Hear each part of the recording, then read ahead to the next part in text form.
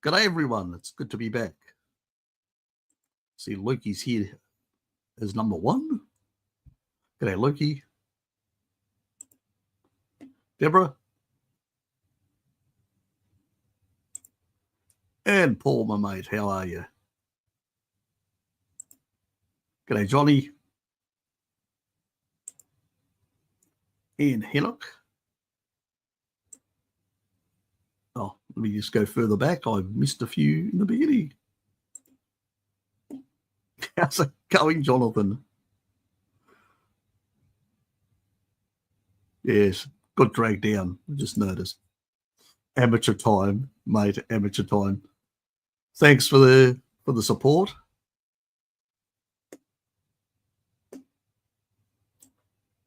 I don't think it was only me. It was, I think, other people contributed. I did encourage you to, in that regard, but remember, it's a chain. Bart encouraged me, I encouraged you. You know, we all sort of have been supportive of each other. So it's a bit of a chain of like-minded people that have sort of supported each other. How's it going, mate? I'm not going to pronounce your Russian name. Con. And I better go through there. And he's on the subway.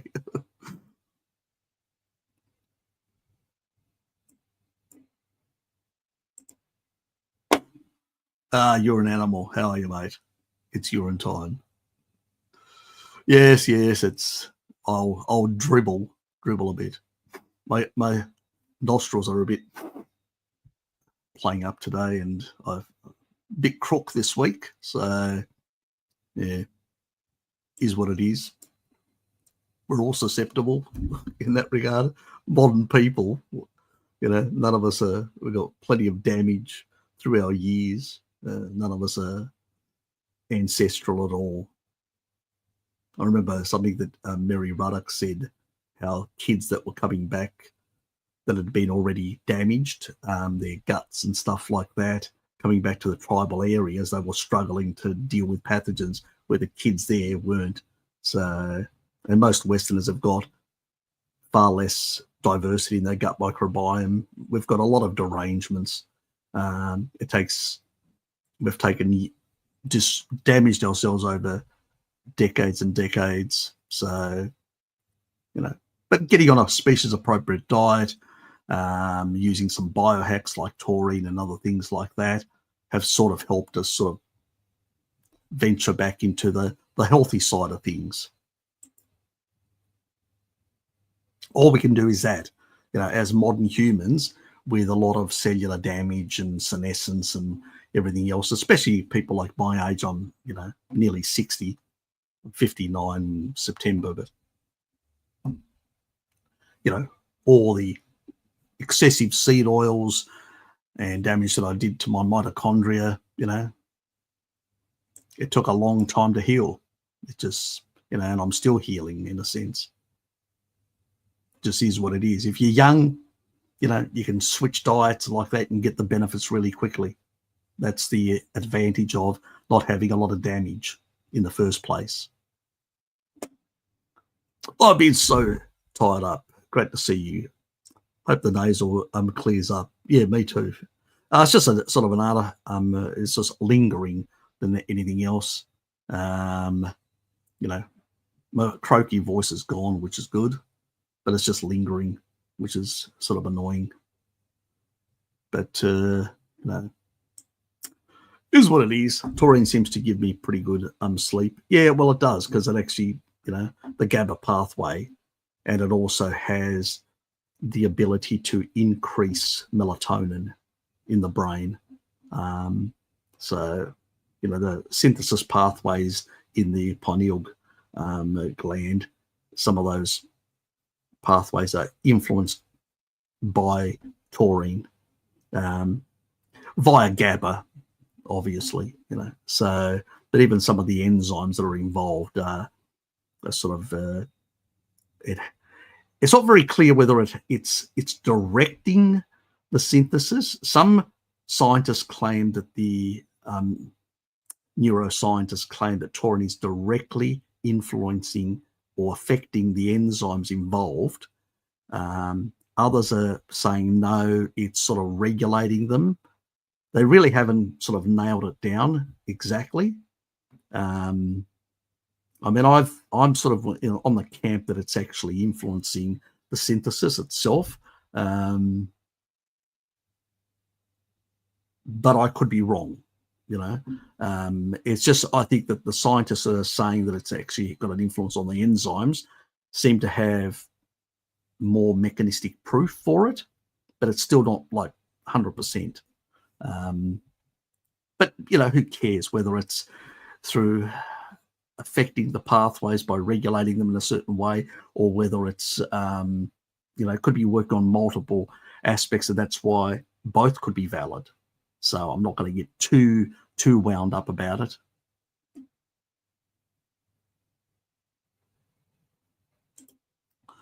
I don't know whether it can help with melatonin. I can't take melatonin since most supplements contain maltodextrin, which wires up my brain and gives insomnia. Look, yeah, like a lot of you could say alcohol, sugars, and those sort of things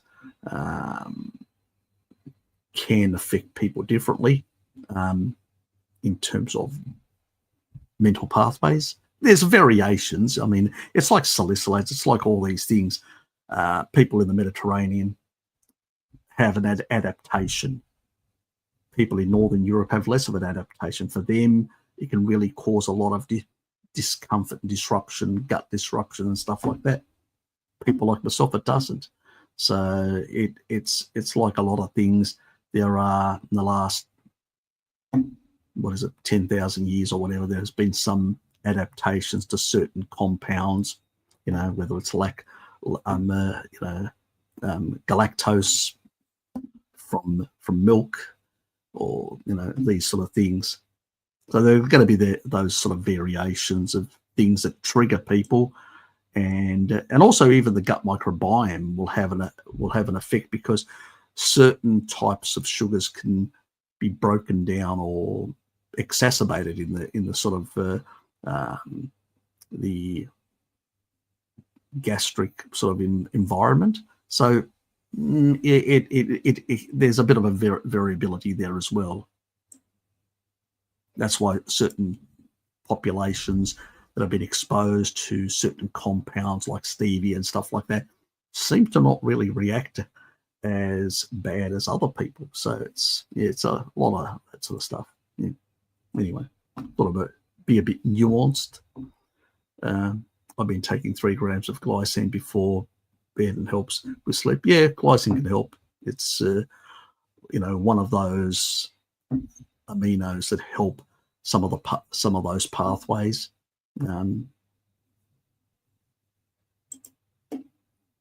So CB Genesis, good to have you. Glad I could catch your live and not sure if you remember me talking about my mum's condition, comments about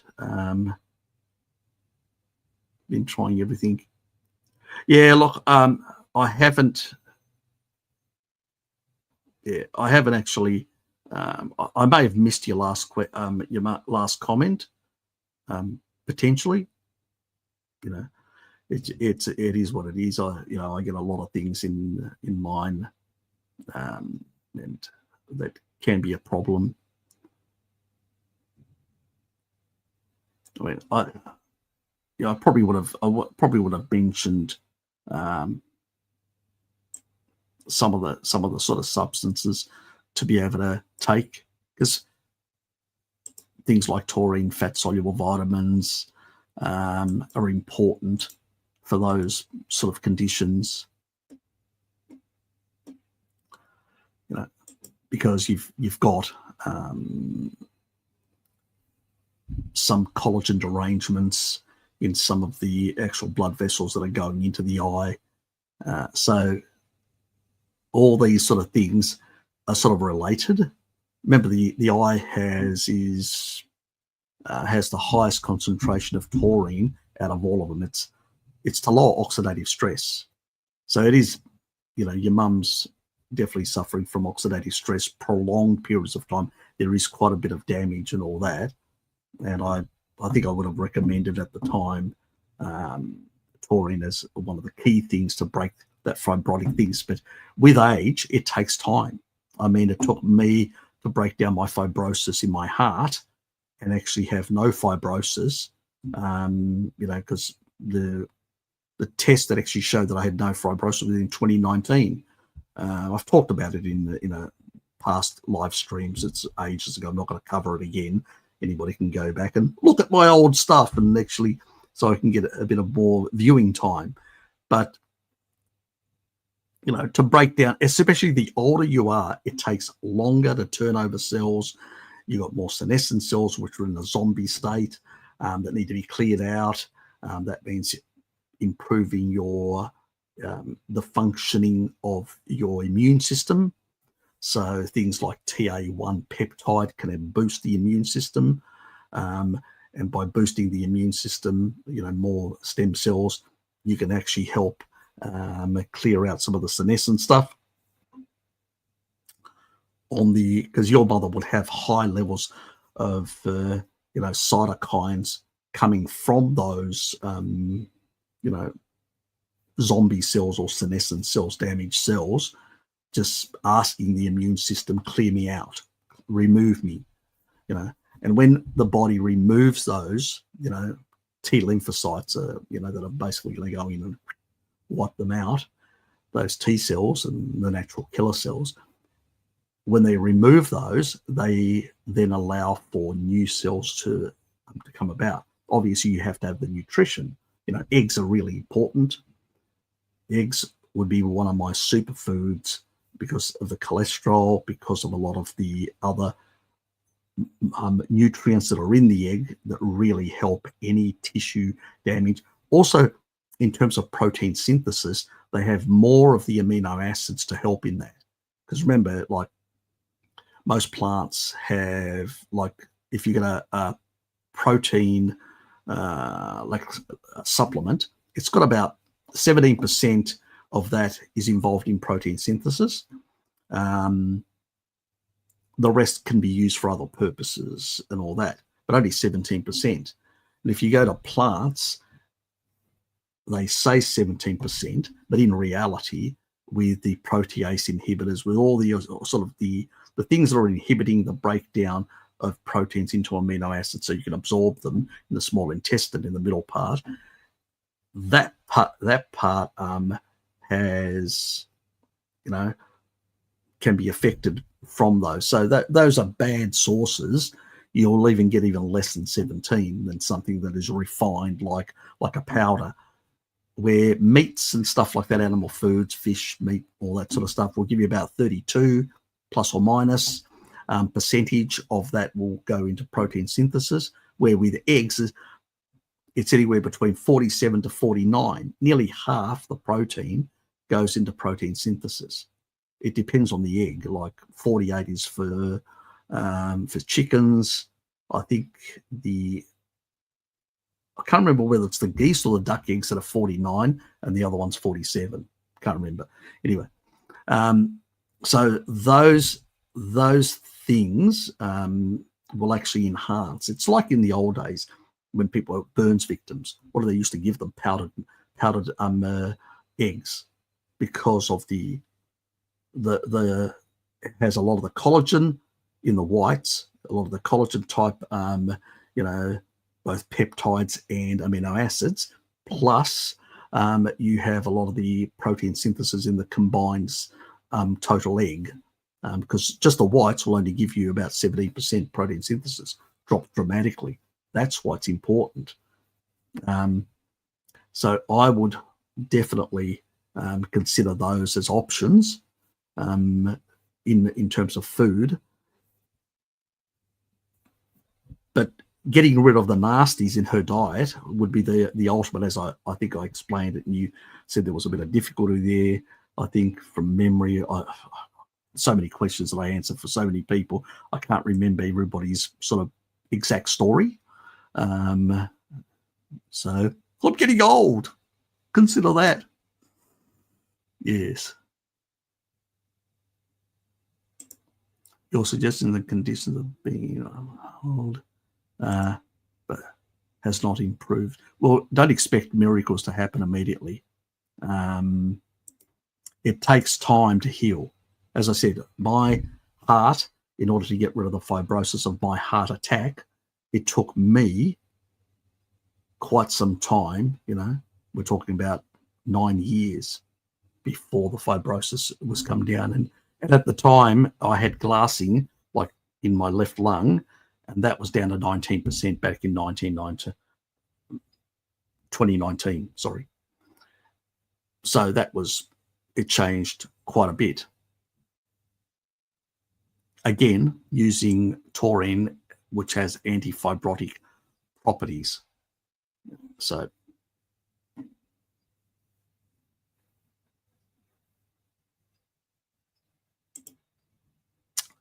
well, the best research on strokes is that taurine is the thing that actually has the biggest effect, because taurine does a lot of things that glycine on its own can't do. So it's anti-fibrotic. It actually reduces oxidative stress. It prevents red blood perfusion, oxidative stress related effects, and it actually refolds proteins in the correct way. So it has it has all these other incidental, and also it regulates a lot of brain chemistry pathways. So it has a big effect. She still has high blood pressure. Still, any idea? Should take potassium using OMAD, but still high. Potassium isn't going to it's the wrong way of doing it. What you need is she taking taurine at the moment or not? What's happening? Because taurine is what regulates blood pressure. If it's too high, it brings it down. If it's too low, it brings it up. It sort of brings it into even though that's not, anyway. I mean, my dad used to have high blood pressure. He's 90 years old now. But the last check that he did, his blood pressure was at his doctor, because we went to the GP and the doctor checked him, 117/72. And he's 90, okay? And he used to have high blood pressure before. So it can be now Dad's increased his meat consumption and lowered his carb consumption to very little. That's made the big difference. You're dropping the insulin levels, so you're holding on to less fluid. Where if you're running higher insulin, you're going to be holding on to more fluid. Holding on to more fluid, and that doesn't necessarily mean it's a good idea. Remember Walter Kempner, who did the rice diet, the low-fat diet, because he knew that even at low levels, slightly above baseline of insulin, that they could actually retain a lot of minerals and cause other derangements, because excessive potassium can be a bad thing, can actually do the opposite of what you're intending. We only have an excretion rate of potassium. I've done a video ages ago of 192. If you add sweating and feces, it probably gets up to 195 plus or minus. In terms of having 100 grams of meat will give you around 400 to 600, depending on the cuts of meat. Having 200 grams will give you 800 or more,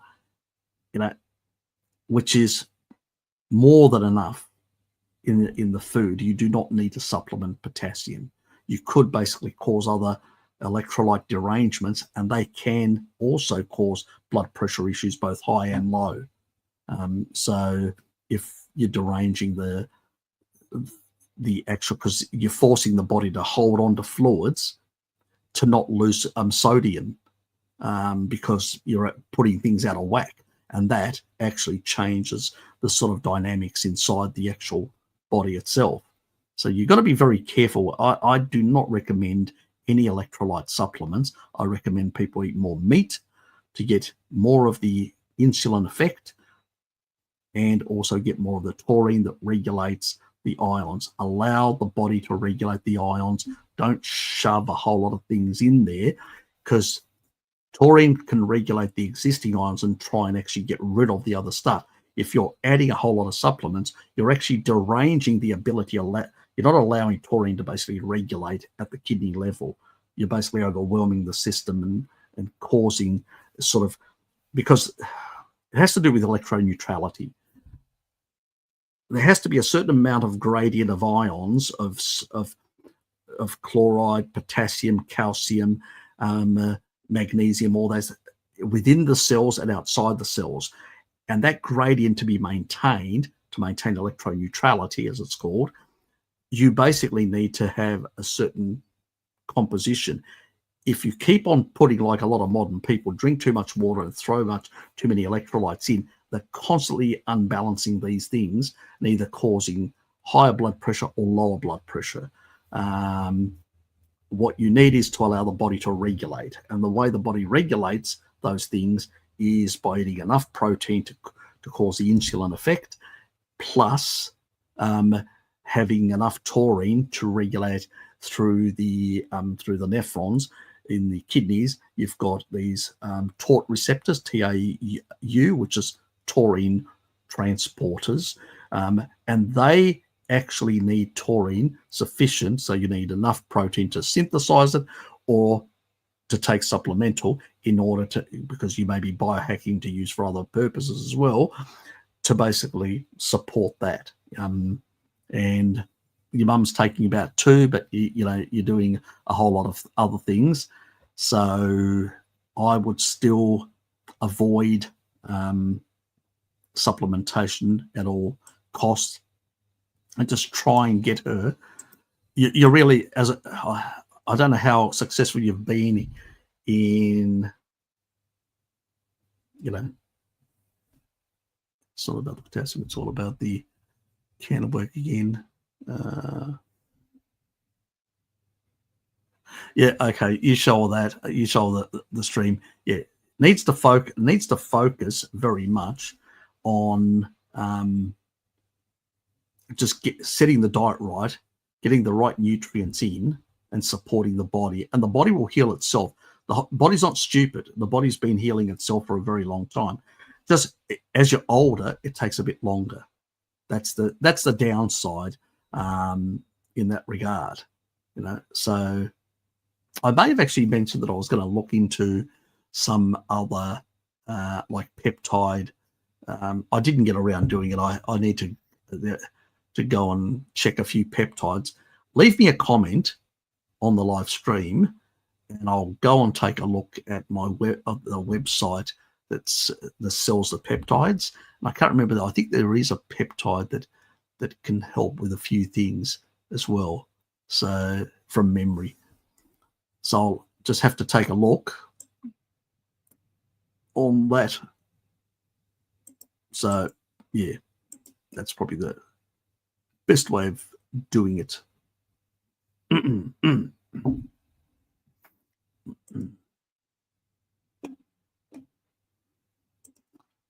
Anyway, Eddie, how are you, mate? It's good to see you. Now, do put cues in, people, so I can actually see your questions, because it just makes it a bit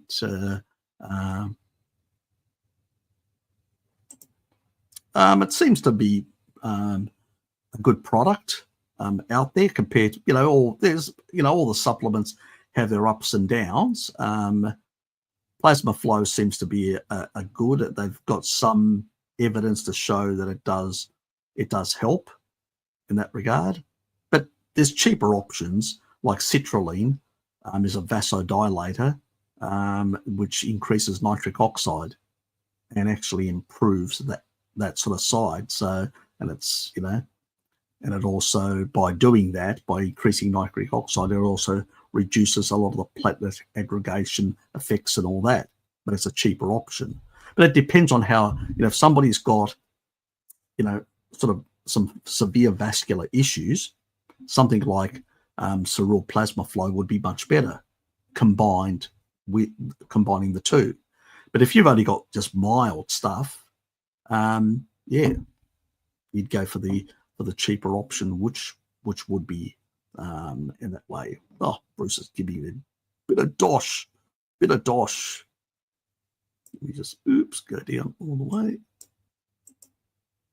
G'day, mate. It's good to have you back. To see you. I mean, for me to be back and for me to see you. You know what I mean? Hi, how are you? God bless you. Thanks. God bless you as well. Recommendations to reverse premature grey hair. I'm still working on it, as you can see. Look, things like biotin actually help a lot. I've naturally got, most of my relatives have gone grey. And my sisters, basically, they went in their 30s. My mother in her 30s. It's genetic. Because it's the old Potter's cat. Multiple generations to damage things, and then multiple generations to turn those genes off. So I've got baldness genes, alopecia genes, greyness genes, and all that. I've been able to keep them at bay for the simple reason I also have photo bleaching, which is a different issue as well. So my hair bleaches from sunlight. I used to basically wear hats all the time and really was meticulously careful to avoid the sun getting my hair so I wouldn't go grey like my sisters. But in the end, I just gave up on the whole idea. I don't care now. Maybe because I'm 59 nearly, it's less of an issue. You being a younger fella, possibly for the ladies, you may have that concern, You don't want the maturity look, okay, you're still in the playful mode. But, yeah, in that regard, I would say things like, let me just read the rest of it, and any recommendation of parasite cleanse, if any, eating pork, seafood. Currently, I am avoiding pork, seafood because of parasites. I mean, taurine helps with parasites, and there's a number of other things that you can do. But I would definitely, if I had a parasite infection, I would definitely work with a naturopathic doctor. That's what I would do. Because, I mean, I've done some videos on parasites. You can go and see them.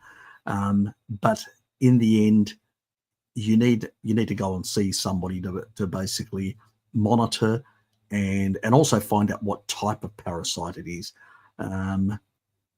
If we had like some Russian science, it would be great because they actually developed certain viruses. They used viruses they found in rivers and stuff like that could actually attack both bacteria and parasites directly and eliminate them. But after the Soviet Union sort of collapsed, a lot of that science got lost.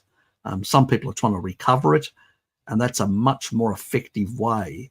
Also, obviously, a species-appropriate diet is going to make you more parasite protected. PA1 peptide can actually boost your immune system and help with parasite cleaning, the immune cells. But yeah, you need to basically somebody to monitor and actually see. I mean, you can do all the traditional stuff. Certain herbs have antiparasitic effects, but ultimately taurine also can suppress parasites as well. Sometimes we may get, like in the modern era where we get C19, we can have like lactobacillus and bifidobacteria suppressed or reduced in numbers because of C19. It's very toxic to the microbiome. And so doing a broad spectrum of those sort of things can also suppress parasites. Also knowing exactly the type of parasite it is important, because a naturopath could take a stool sample, send it, finding it exactly out, and then most of them, the ones that are cluey, that understand, or you can come back and ask me a question and say, this is the parasite the naturopath found, which supplements would you recommend? That would actually be more helpful to me rather than trying to give you a general recommendation of certain things to do, I could give you specifics if I knew what sort of parasite. Do you know what sort of parasite you got?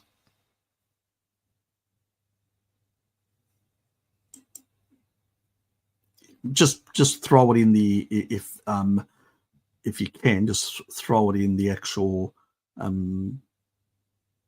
I'm at the bottom of the actual chat, so I can actually see if you know what parasite you've got.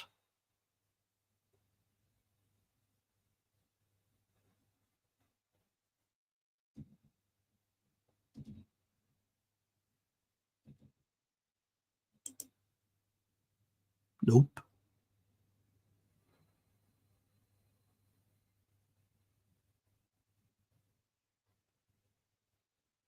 No.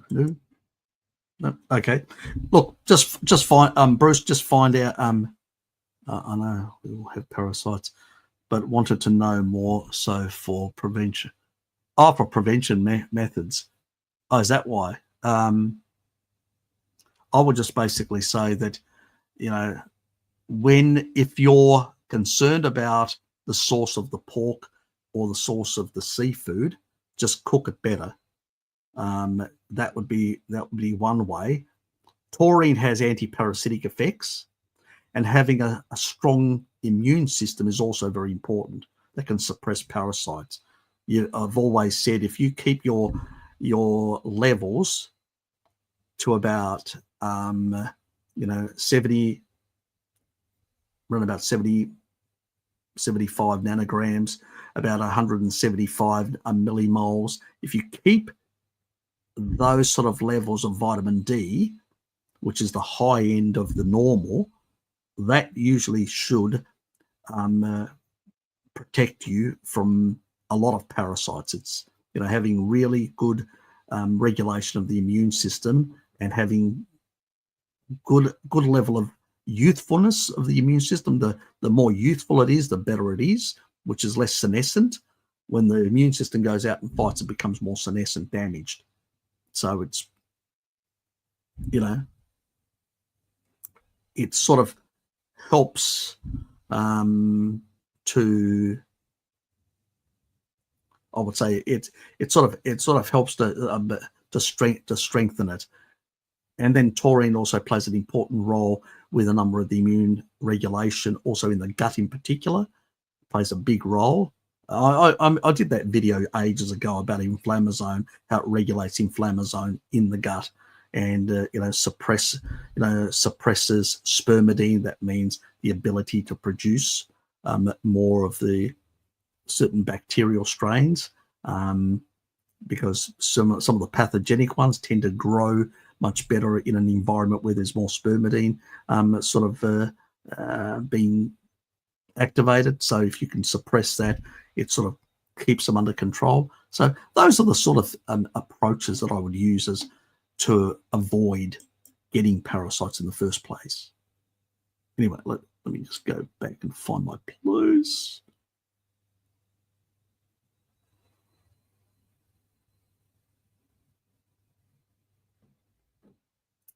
Where was I? Johnny Wong. I wouldn't bother. I mean, all you need to do is just consume crustaceans, lobster, crabs, what are the other ones? Prawns, things like that. There's plenty of it. I wouldn't waste my money, obviously. If your eggs have got some of the compounds that are important in that regard, but a lot of this seafood is very rich in those compounds. Plus, it comes with a whole lot of minerals that are needed as well, and many other things. So, no, do not waste your money. I mean, you come from I think Korean background or whatever. You guys are into seafood. Eat more seafood. It's good for you. I mean, I do. I have seafood once or twice a week.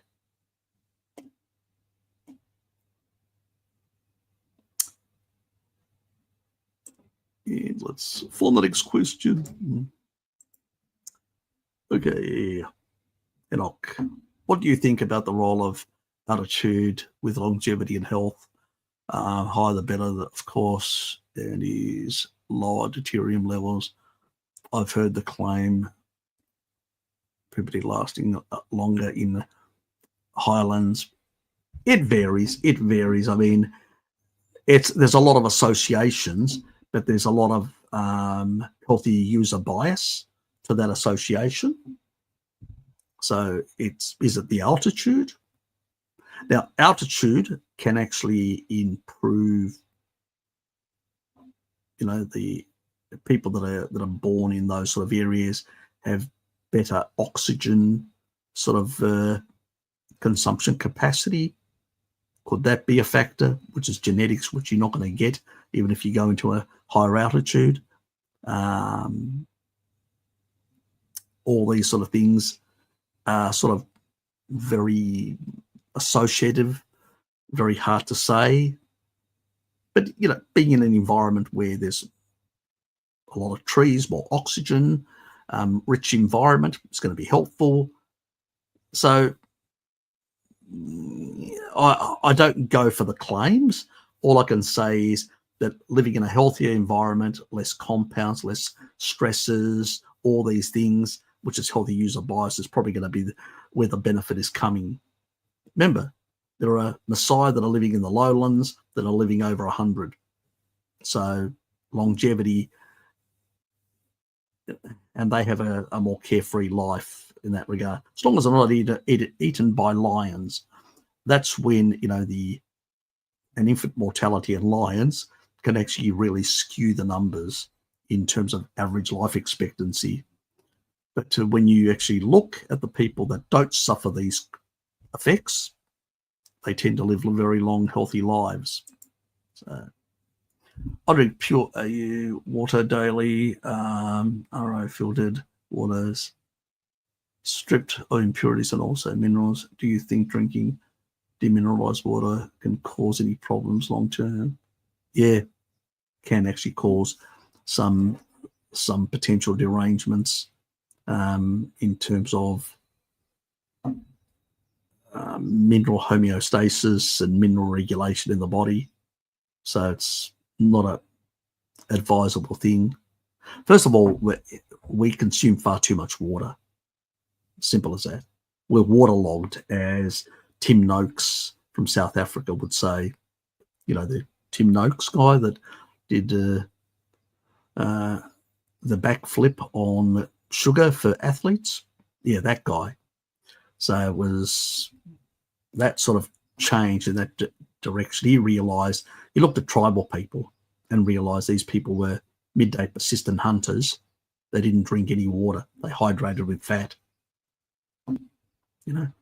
On very rare occasions, in particular in seasons where they were having things like these small little fibrous tubers, which they just sucked out some of the actual sugar content, and it was just like a treat.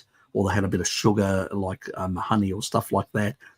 These were seasonal things that they occasionally ate.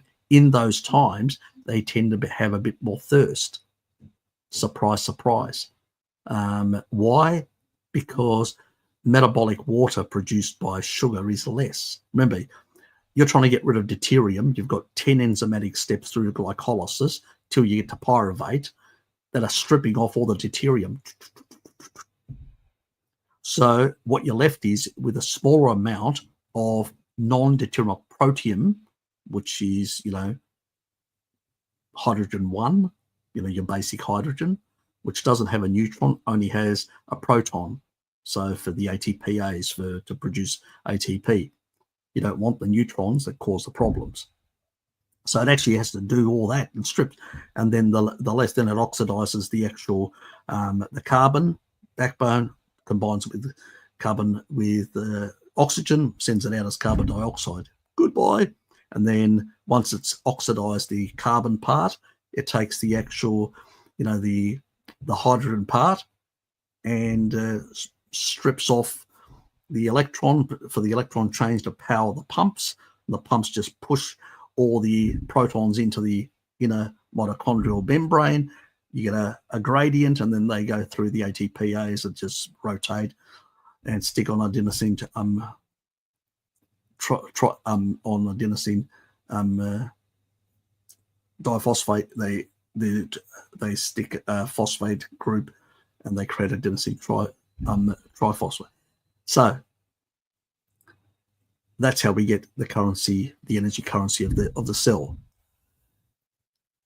But if you go through beta oxidation, you get, because animal foods, in particular animal foods, have a much lower in deuterium. And as a consequence of that, you don't have to go through all these enzymatic steps to strip off as much. You're left with more of that, and the more hydrogen you're left, you can produce more metabolic water. That's how the extra water happens. Anyway, you got a bit of the layman's explanation of some of these biochemistry, physiology sort of processes, which is what I've explained without any of the science terminology. Hope you've understood what I just said there. But you end up with 1 gram of fat, you end up with 1.1 grams of water. So 10% more equivalent. And with sugar, it's only 0.44. So from 1 gram, you only get 440 milligrams of water. No wonder you're going to be thirsty. So that's where the thirst is coming from. The more carbs we consume, the more thirsty we are. That's why vegans are more thirsty. Water bottles were made for vegans and sad dieters, not for low carb people that are eating animal fats. Throw away your water bottle, stop overhydrating, allow the body to use its body fat and use the animal fats that you're consuming to produce the water for you. Only if you feel that means you may not be fat adapted, or you may not be producing enough sufficient metabolic water because of mitochondrial problems, nothing to do with the diet, your own fault because you had inappropriate foods and did a lot of damage to your mitochondria, and now you're an older person with a lot of damage and you can't produce as much as a younger person with healthier mitochondria. See the difference? So it's not the diet, it's that you can't produce enough water. You can't produce enough of these things because you've got more damage. You got to get your head around these sort of things and understand that, stop thinking in a reductionist term that everybody else explains. You have to think about whatever, my mitochondria, the whole system is required to produce water. If it's not very healthy, it's going to produce less water. Obviously, it's going to produce less water. Oh, that's why even on a low-carb diet, I can still be a bit more thirstier than a tribal person who's got healthier mitochondria. Now I get it. It's not complicated. You have to start thinking systems, all the different components. So how are they working together? Everybody thinks in these, because that's how they're taught, and they can't put the things together. And that's why they have these stupid contradictory arguments that they put out there constantly. And I have to, suffer the nonsense, and so does Bart. He understands what I mean. Anyway, I had my rant. It's been a while that I've had a rant like that. It's one good thing about social media. I can rant. In general public or with my relatives or friends and all that, I can't. Because, it's just not allowed. I missed ranting. What would you recommend for canines? I have considered getting Tutka, acid. My dog. Look, it depends on what your dog's got. I mean, you got to be very careful with these sort of things. I get Dad to put in his the cat food. He's got a cat, so he puts a smaller pinch because it's a smaller sized animal. Doesn't need as much. Smaller pinch of taurine in with its food. and its coat is beautifully. It's actually made it calmer as well because it was a very anxious animal. Still doesn't really love me anyway, but that's another story altogether. But I would say that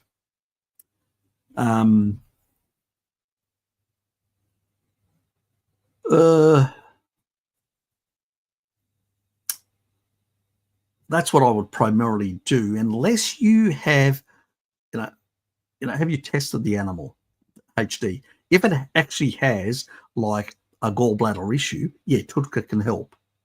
But if it doesn't, no, just give it the taurine. Put a bit of extra taurine, and that should sort of settle a lot of these things down and improve things. I like allowing the body to regulate things rather than trying to force it. Tutka is a sort of a bit of a forcing thing. We're trying to force the breakdown of, sludge. If you've got, gallbladder sludge or gallbladder stones, we want to break these down and allow a better flow of bile. Yeah, then Tutka is a good thing for that. But if you give Tutka to a dog that doesn't have any real severe problems in that area, you'll just get diarrhea and make a mess of your place. Like a human will also get diarrhea if you give it Tutka when it doesn't have a problem with its gallbladder or any severe, something that choline and taurine can just, which are in foods anyway, that can actually deal with these things. So yes, keep that in mind. On one thing that I wanted to say about the actual the graying as well, Bruce, is that some people, it depends on the pathways. Some people can have, they don't hold on to copper as well, or their copper metabolism isn't as good, or there's some genetics. There are some genetics, and those people may need a bit more. So you've got photo bleaching, like I have.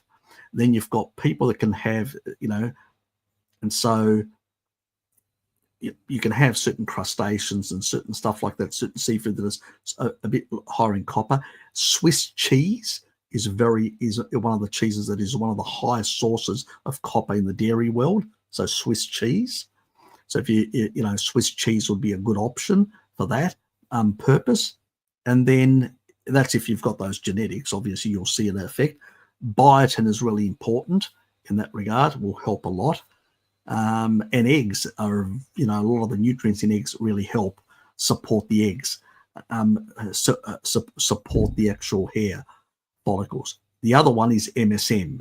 MSM, because of the carotenoids, it helps better bind those collagen structures within the hairs, like your nails and all that, and reduces some of the actual damage in your nails, but also in the hairs, it actually reduces some of the oxidative stress.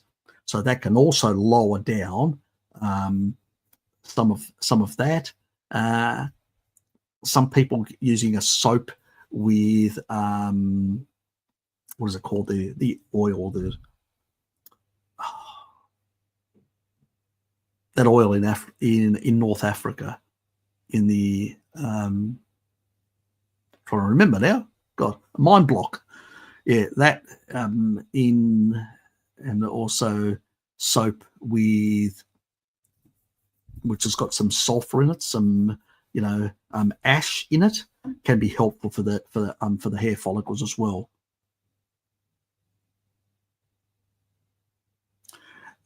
It's hard to get ash. I get it from one place in Tasmania that actually sells it, but I haven't used it for ages now. Hello. Oh, pretty good, mate. Pretty good. Just busy with family and other things. Never-ending story with family. Yes, my brother-in-law now, he was in hospital. He's got his issues. It never ends in my family. I'm the first port of call. I actually even forgot to basically send my sister a link. I have to do it after this. Lewis, how are you? when is a methylene blue and orthine video coming? It is coming. It is coming. I just haven't put. I did some other videos that I'm still haven't processed them, and I've got the material for that. I don't want to say anything here, as I said to you. I do want to cover it in that video and explain the thing, because I don't want to give anything away. If I give it away here, somebody's going to make a video and beat me to the punch, so to speak. So I'll cover it in that, and my reasons why I don't take methylene blue.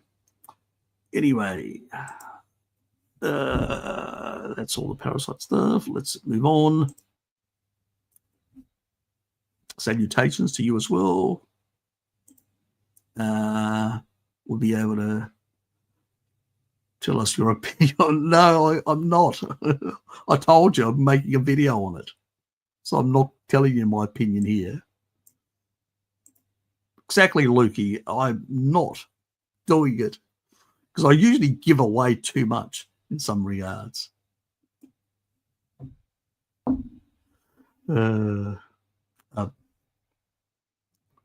What's your take on dealing with overgrowth of sulfur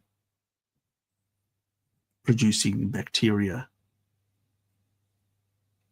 Well, there are ways of actually dealing with them. There's ways. DC, how are you, mate?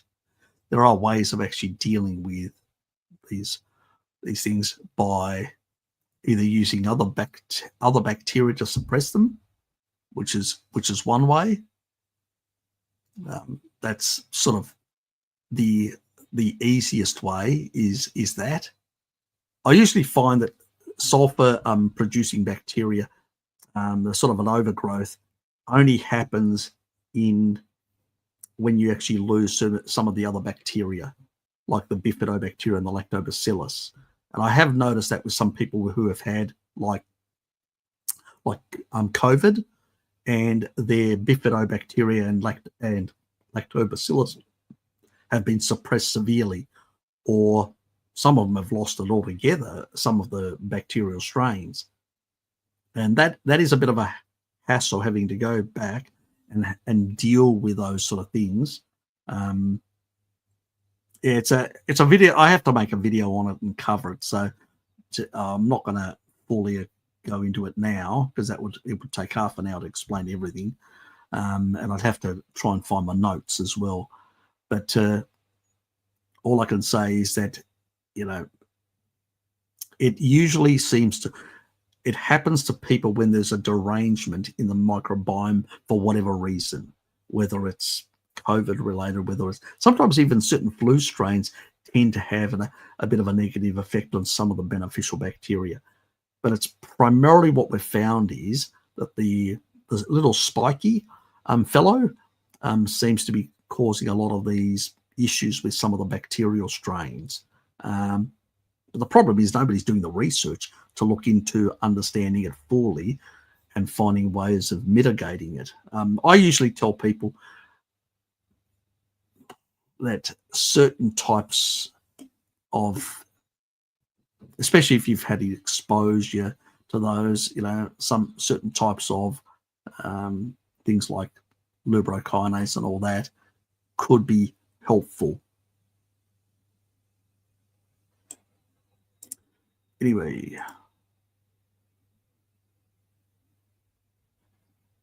down here to Johnny.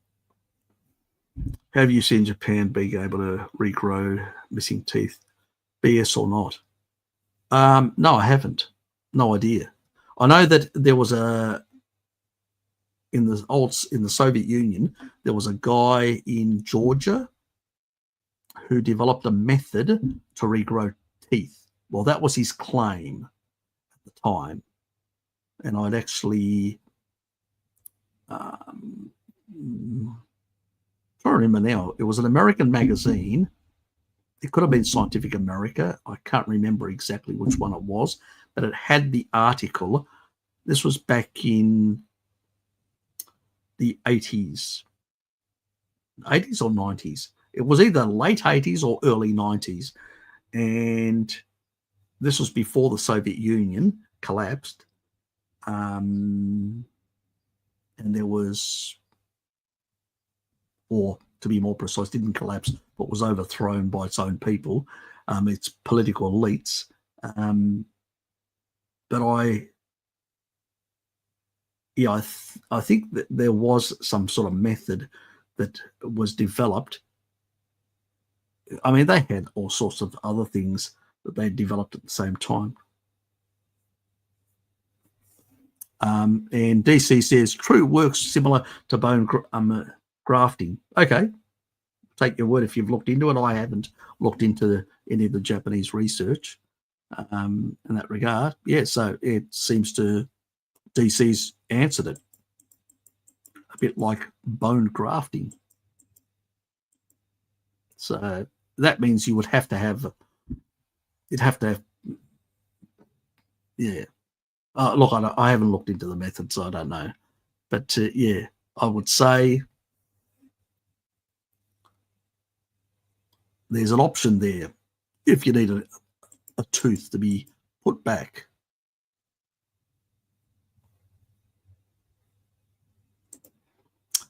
Yes, I've noticed I've been less thirsty on the carnivore diet, 1 litre per day. Is it better to get my water intake from bottled spring water rather than tap or purified water? I would say if you can get it in a glass, spring water in a glass, that would be probably the best solution. Now, that's not always practical. I use Icelandic, which is in plastic, Icelandic water, which has slightly lower deuterium as well compared to tap water. And it actually tastes nicer because it's just got, you can get it on Amazon, but it tastes nicer because it's got, I don't know, the minerals are different, and so it gives it a sweetness. So it's really easy to drink. I use it for my coffees. Talking about coffee, I actually, oh, that's nice. Here you go. Yeah. Forgot about my coffee. It's cold as. Okay. Cold coffee again.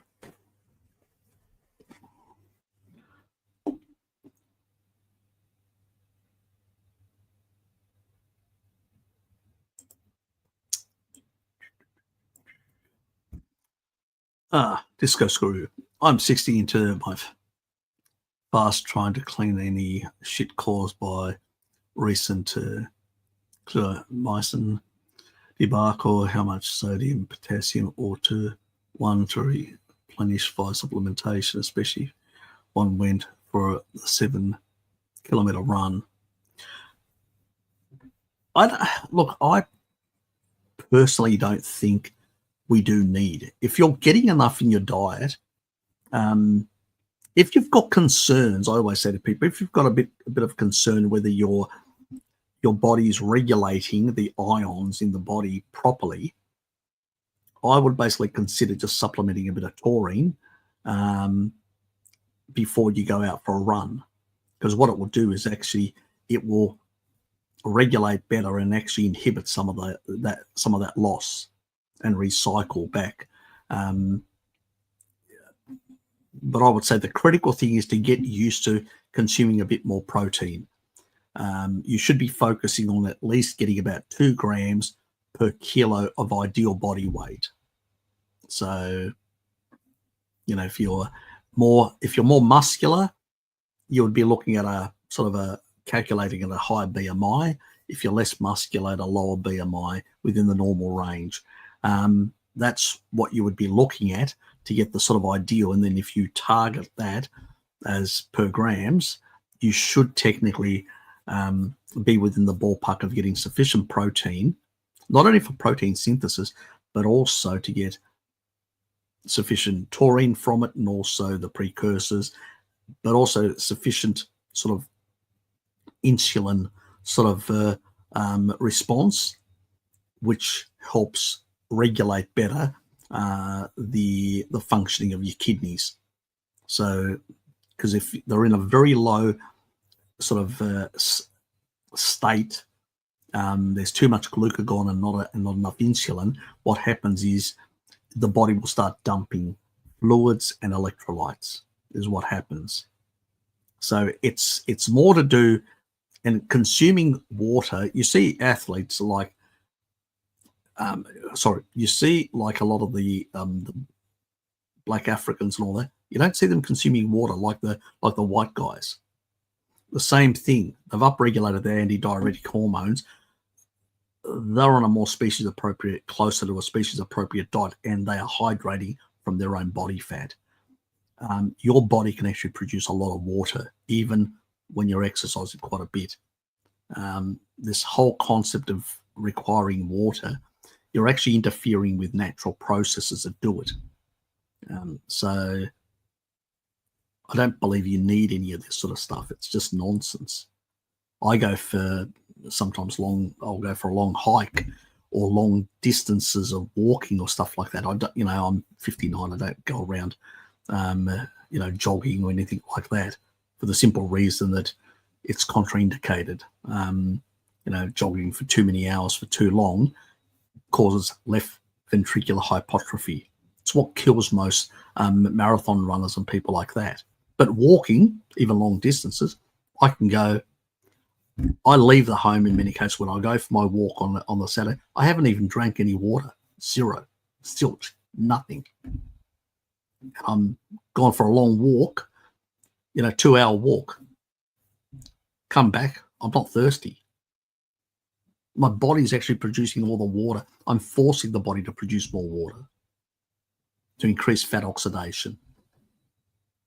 So this whole concept that we need water, I don't feel thirsty. I don't have a thirst thing. I feel more thirsty after drinking water than I feel when I'm not drinking water. The body adapts. Tribal people have been doing it for a very long time.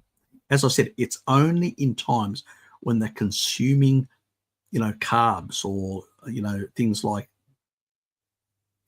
tubers or seasonal tubers or honey or stuff like that. That's when even Mary noticed that the actual, they say, well, when we feel thirsty, we use the leaves and we put them into ostrich eggs and stuff like that. So that's the only time. Otherwise, they went for the entire hunt. They came back. They consumed no water whatsoever. That's the natural way.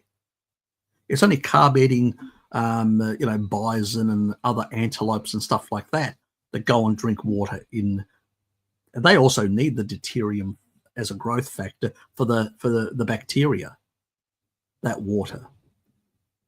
So, and also in the other chambers to basically put that extra water so you can dilute all that and allow the bugs to feast on the fibers.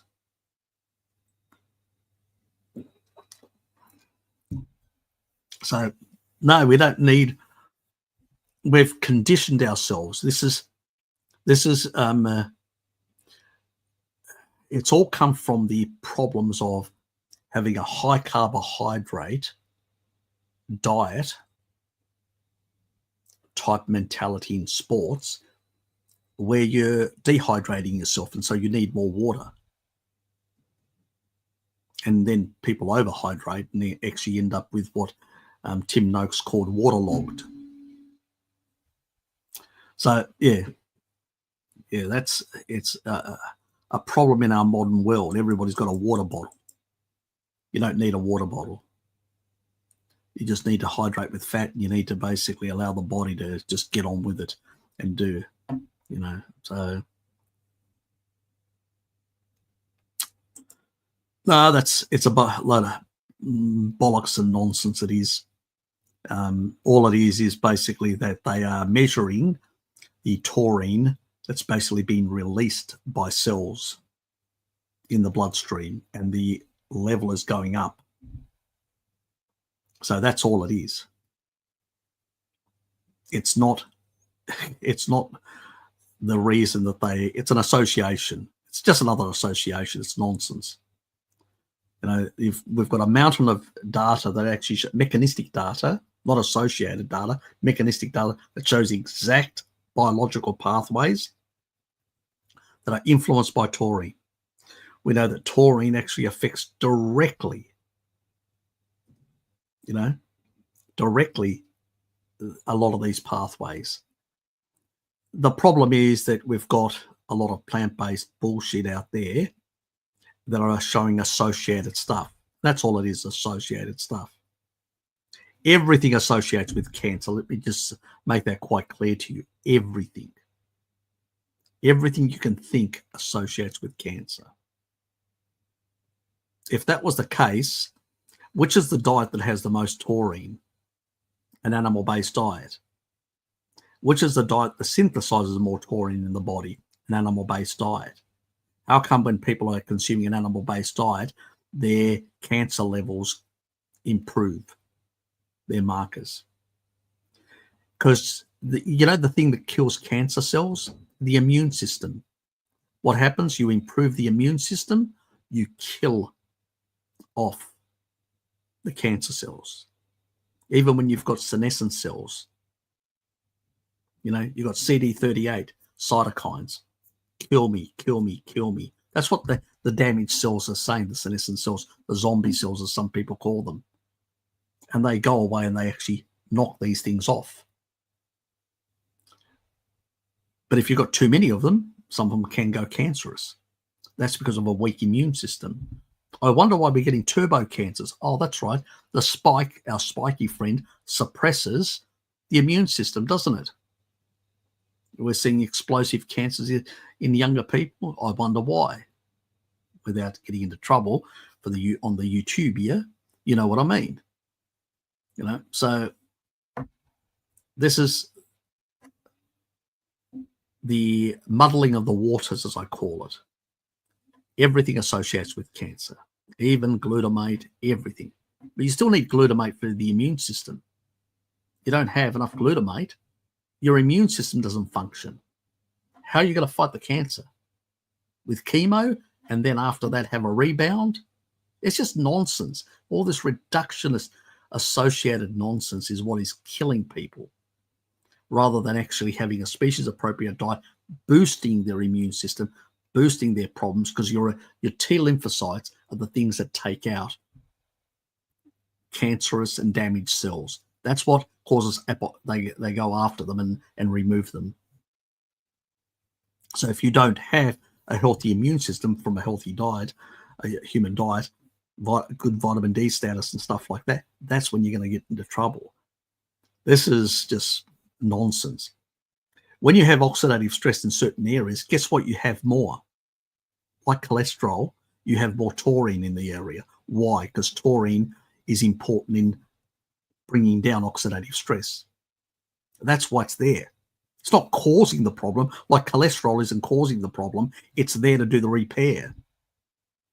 It's a waxy material. It's not a lipid. It's a waxy material. That's what cholesterol is. There's no bad or good. It's just a waxy material, an alcohol-based waxy material that does its reparative jobs in the tissue. Most of the cells are made of it.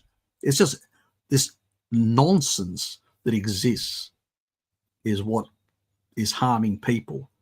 But it's very beneficial for the food and big pharma. It's very beneficial for them to do all these misdirects. They don't want this because they've seen studies where people are going on a carnivore diet and they're reducing. Even people that are doing chemo, they use taurine, high dose of taurine. It's chemoprotective.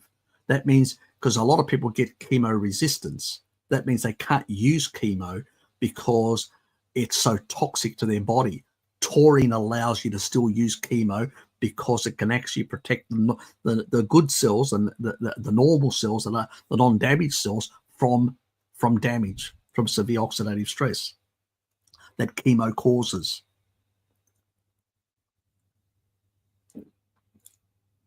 Now, can, for instance, cancer cells have taurine inside them or take taurine inside them? Yes, just like every other cell in the body. Will the cancer use glucose and other proteins and other material for its purposes? Yep. It uses everything like normal cells. It's just programmed differently and operating differently. So you're not, if you starve the body of all the important nutrients, remember you need, for your new brain cells to maintain your brain, you need taurine. If you starve yourself from all these nutrients, you can suppress every nutrient in the body to not feed cancer, but you'll kill everything else with it. The whole problem is we need to understand why cancer is caused. I've told you guys ages ago, deuterium is the problem that damages the mitochondria.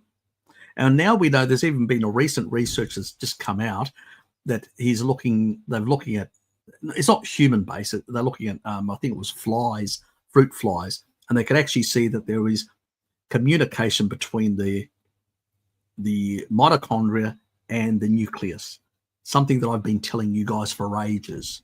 I knew that that was definitely what was happening, this coordination between the two, and oncogenes do play an important role as well. It's both. It's both the mitochondria, as Thomas Seyfried says, but also the oncogenes that are driving certain pathways. It's an interaction of both, and there's communication with both. We've found it in fruit flies, and I bet we'll find it in every species, that there is a communication between the two. And it has to do with energy. How damaged am I? And what can I do to sustain this cell, and what can't I do? I'm telling the cell to go into a zombie state, a senescent state, and to start transmitting cytokines to basically tell the immune system to kill it off. So what do I need to kill off cancer cells and damaged cells? A good immune system. A species-appropriate diet will give me that, and so will a good vitamin D status. Those two, critical.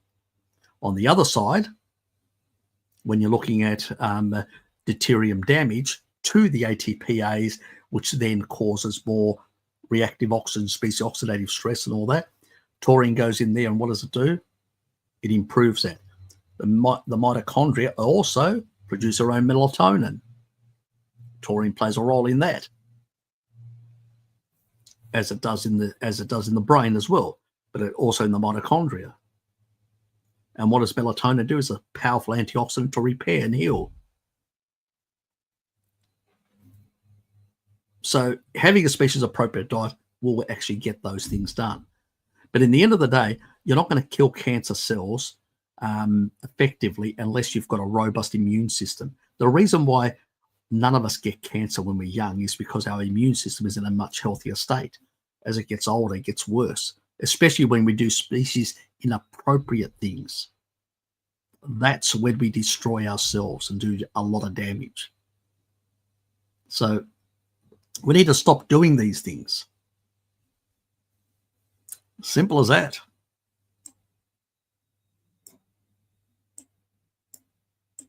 My favorite clip site. Thanks, mate. Appreciate it. G'day, Harry. Glad to see you back. Yeah, it's good to be back, mate. I can rant. It's been a while since I can rant. I can't rant around my relatives or my friends because, you know, people get offended. But here, I can rant as much as I like. That's a good one good advantage about live streams.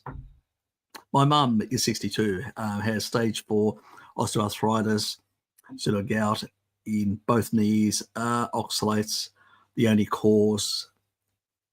It's going to be a lot of things. She's on a low oxalate diet. That's a good start. Sometimes she gets the dumping skin rash. Yeah, it is. Citric acid, magnesium, MSM, taurine, B6 as well. But you need, with B6, you've got to be very careful because we can get into toxic levels. So you need to get the lowest, like if you can get a supplement, which is about the 10 milligrams or 15 at most. You can have it every second day, and that will help because it helps degrade oxalate. So if she's got oxalate, she needs to degrade. A lot of the problems with, especially with when you get a lot of these oxalate crystals inside the joints. They tend to create all these tears, and they tend to also, it has an effect on the integrity of the hyaluronic acid that's actually there.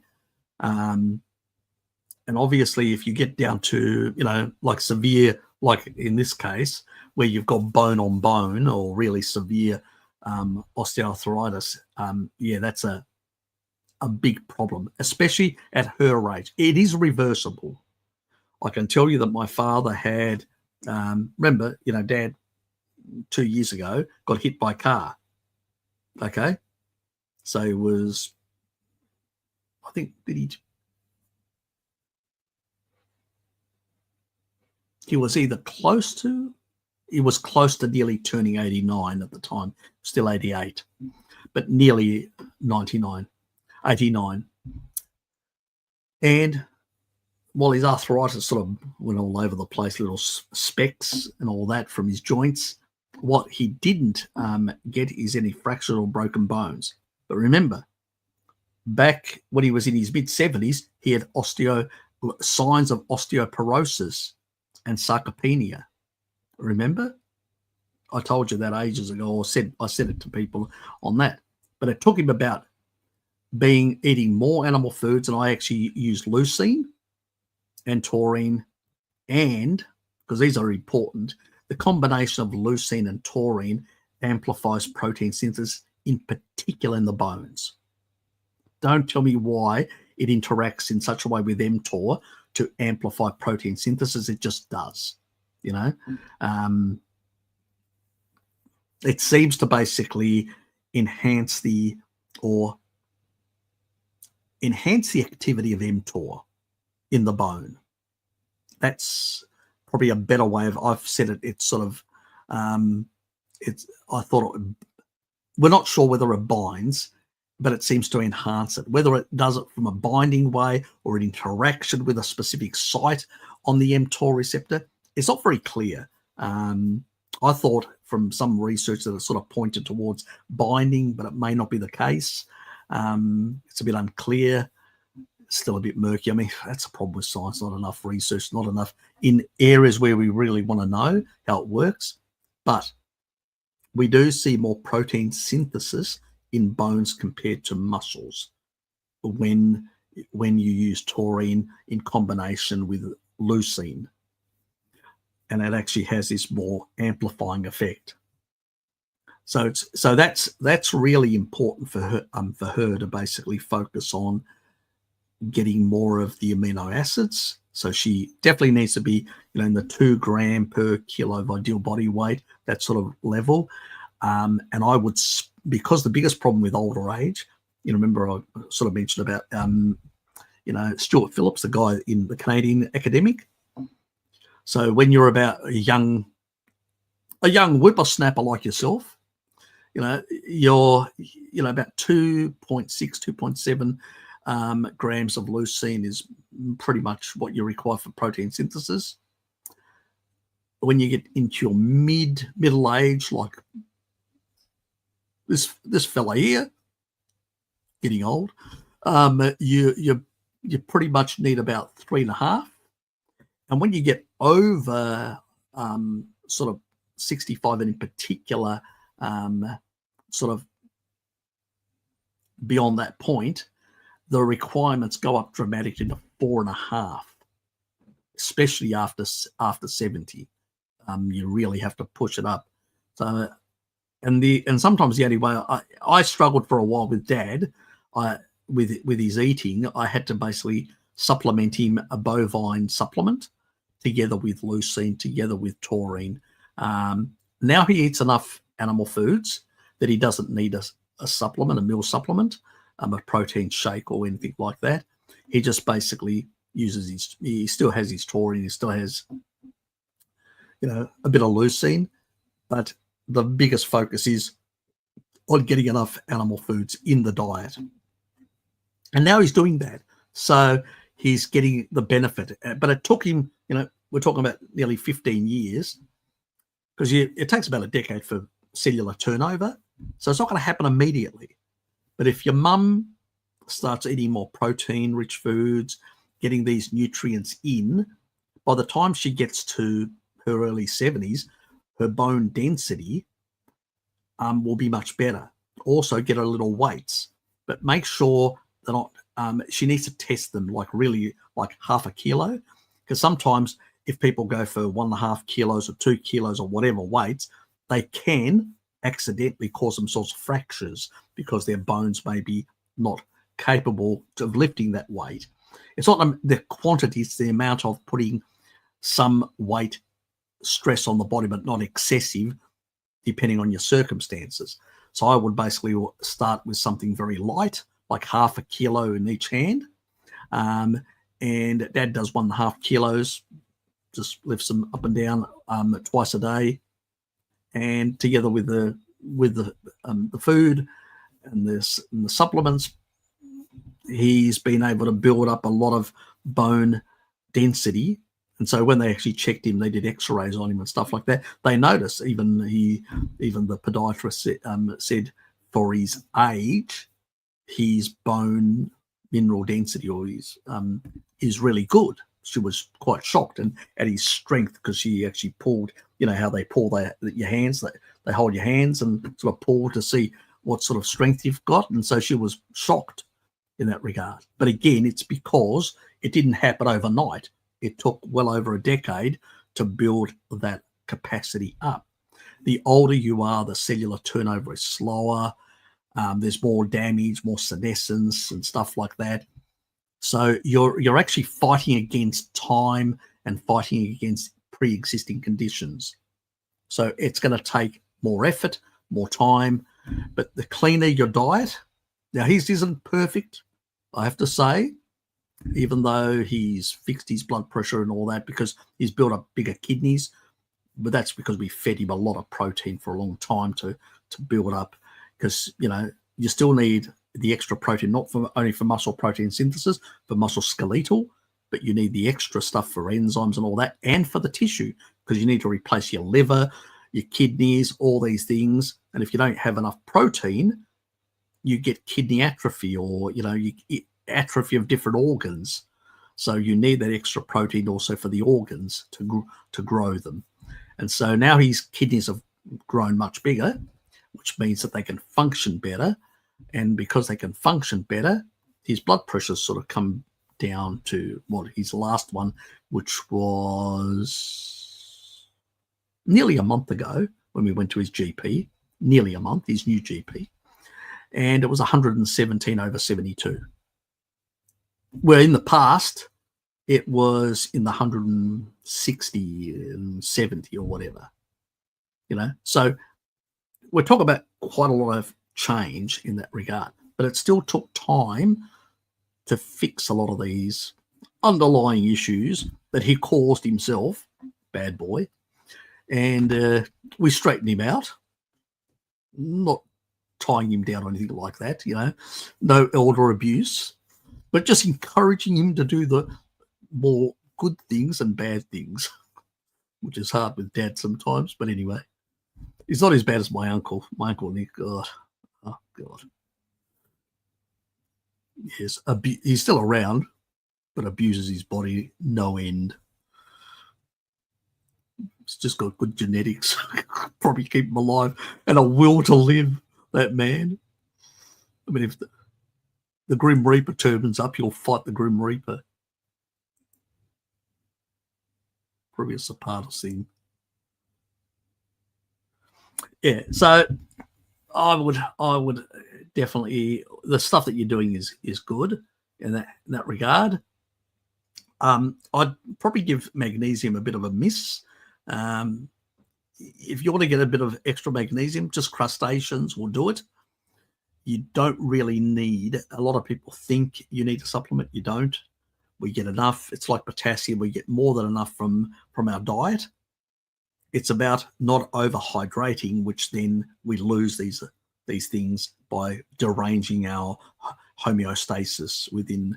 But if you're having taurine, that usually regulates all those ions really well. So you got less problems as a consequence. So yeah, just sensible things, but I would definitely add to her meals some leucine supplementation to get that extra, to guarantee that she's actually getting protein synthesis from the food she's eating, is the critical thing. That was my focus with my father, because I can't monitor my father. It's just not possible. Like anyone, you have to give them sometimes these sort of things. They will, put a bit of taurine, a bit of leucine, they'll have it with their meal, fine, then you know that they're going to get sufficient protein synthesis with that meal. Because the biggest problem with older people is you can't guarantee that they're going to get enough protein in their diet. But if you're giving them those two supplements, you definitely know they're going to get a certain level of protein synthesis, which is the critical part that we sort of need. What do you say? She loves cheese. Okay, that's good. So do I.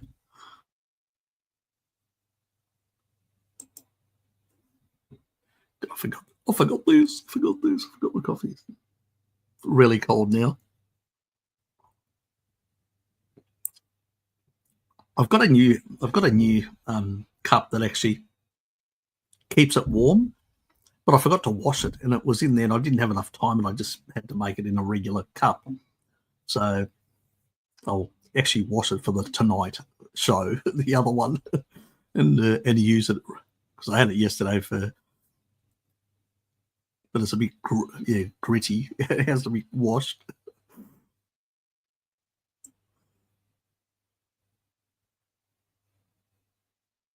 Trying to find my place. Where was I? Had that.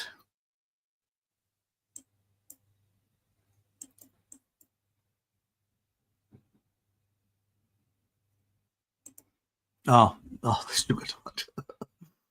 Oh, God, sorry. Well, what's a sugar diet? It's a joke. Oops, what's happening?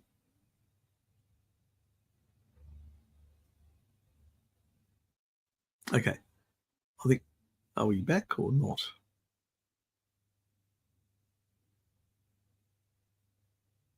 Am I coming across okay, or is it just the image? I don't know why. What has actually happened?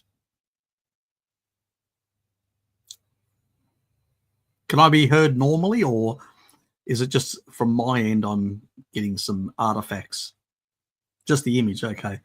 We'll continue. I think it's actually recovered. It was just, who knows. A gremlin. It was a gremlin. Okay, sugar diet. Yeah, it's a load of nonsense. First of all, on any fasting mimicking diet, you can lose weight.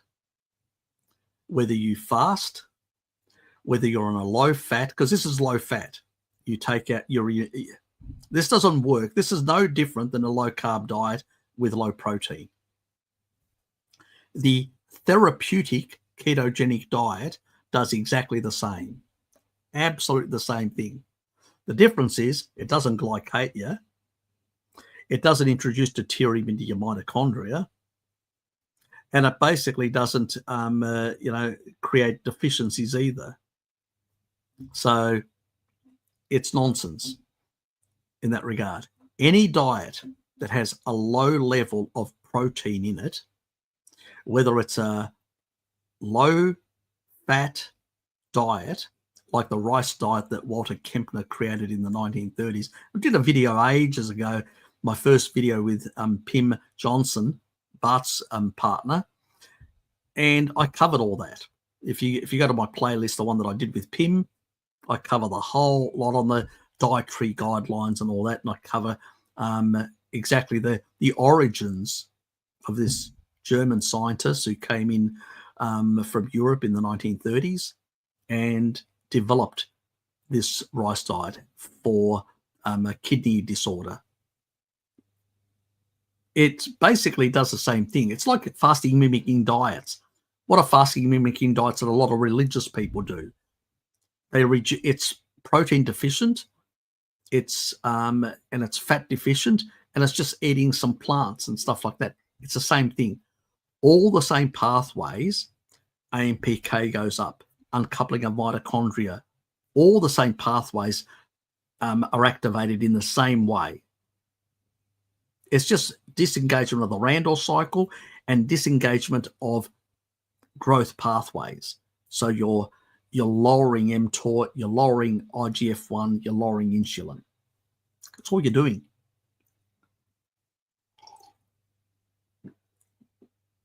If insulin is low, what happens?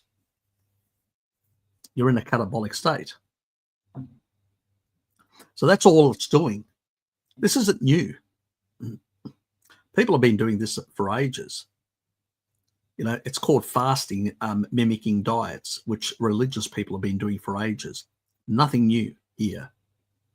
You can do the same thing with a ketogenic, therapeutic ketogenic diet. Exactly the same pathways are activated. So there is no difference. There's only, the difference is that one has some negatives in terms of deuterium and things like that for your mitochondria, and the other one doesn't. But you're achieving the same thing. Going to extreme high sugar, low fat, low protein, or going extreme high fat, low protein, low sugar will achieve the same thing, exactly the same result. One is more deficient and problematic than the other, and both are problematic if you do it long term and you create protein deficiency. Remember the guy that actually did, Angus, that actually did the 380 something day diet fast.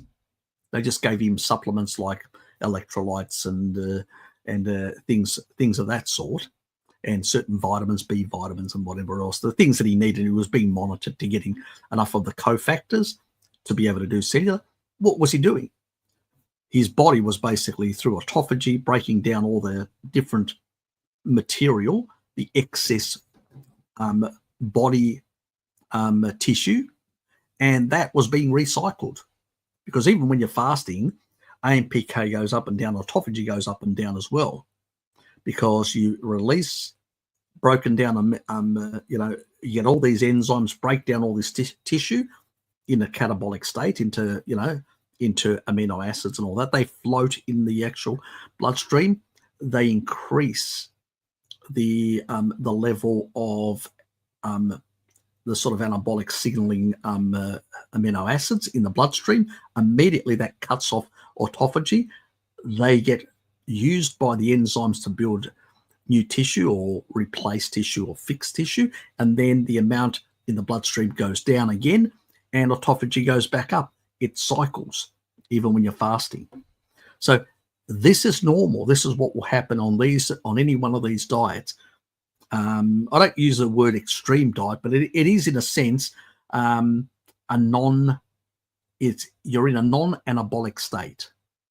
You're in a catabolic state of varied levels, and those varied levels of catabolism will basically have the same effects as a fasting mimicking diet, as a pure fast or anything else. That's all it is. You know, and obviously you've disengaged the Randall cycle, so you're going to, you know, your insulin levels are going to be much lower, which means that your hormone sensitive lipase is going to be higher, which means that you can actually release a whole lot of free fatty acids, fat from your fat stores, and start using it. And also because you're getting too much in that catabolic state, too much in the bloodstream. What happens also is the body tries to get rid of it, that excess, because it can't use it. So that excess gets bled off by uncoupling mitochondria, in particular by increasing mitochondria in the actual brown adipose tissue, which is behind your organs in the back.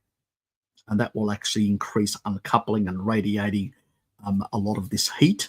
You'll feel warmer.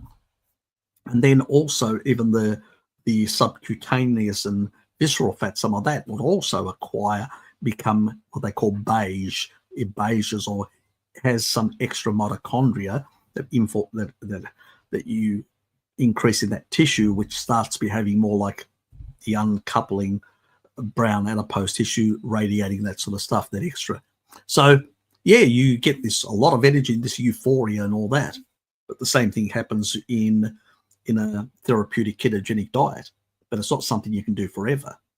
You can do for a year, like a fasting mimic. Veganism is a fasting mimicking diet. Yeah, it can wreck you from all the fiber and all the anti-nutrients, can wreck your gut. But in the end, also, yeah, it's the same thing. It's exactly the same thing. The difference is by using, raw sugar and stuff like that, you're avoiding the nasty effects of a vegan diet that actually, wreck your gut, because you're taking all those anti-nutrients out and you're just having raw sugar that doesn't have a lot of anti-nutrients, but has the same vegan fasting mimicking diet effect. Exactly the same. So nothing new to see here. It's just been repackaged for the ignorant and popularized by the buffoons who just want to basically get clickbaits. I could do it. Go and do your sugar diet, guys. It's great.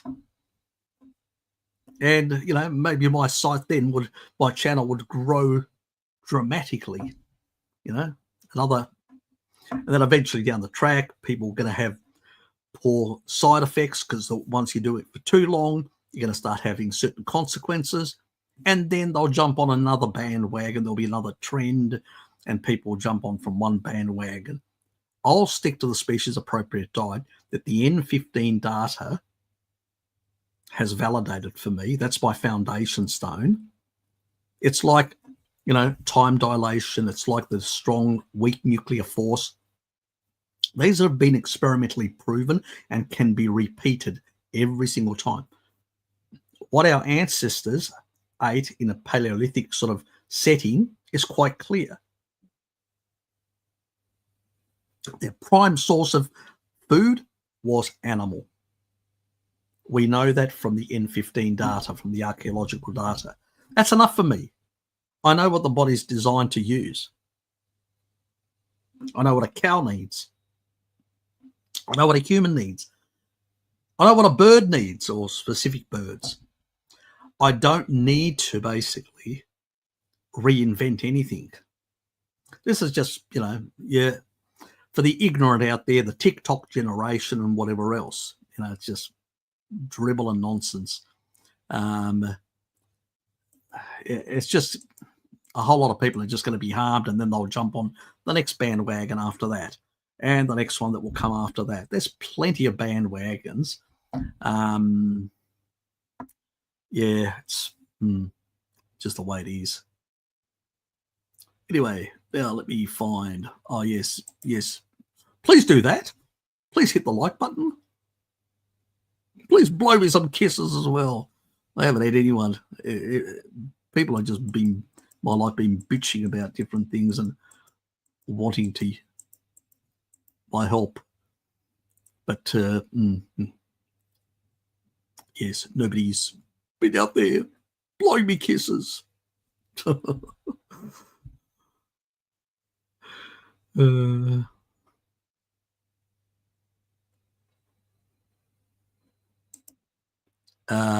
Where's the queue? Where's the queue? It's just nonsense. Absolute nonsense. Remember that I did that video, which actually on, Ian, the Ian guy who was talking about endotoxemia and stuff like that. I actually did what was it? Schooling Ian or something along those lines, a video ages ago. You remember the one? And I covered this sort of endotoxemia, that the sort of meta-analysis, was all the actual studies. The other ones were very poorly done, that showing saturated fats or, fats that are mostly in animal foods are more problematic, when really there was no control. It's just associated, sad dieters eating hamburgers.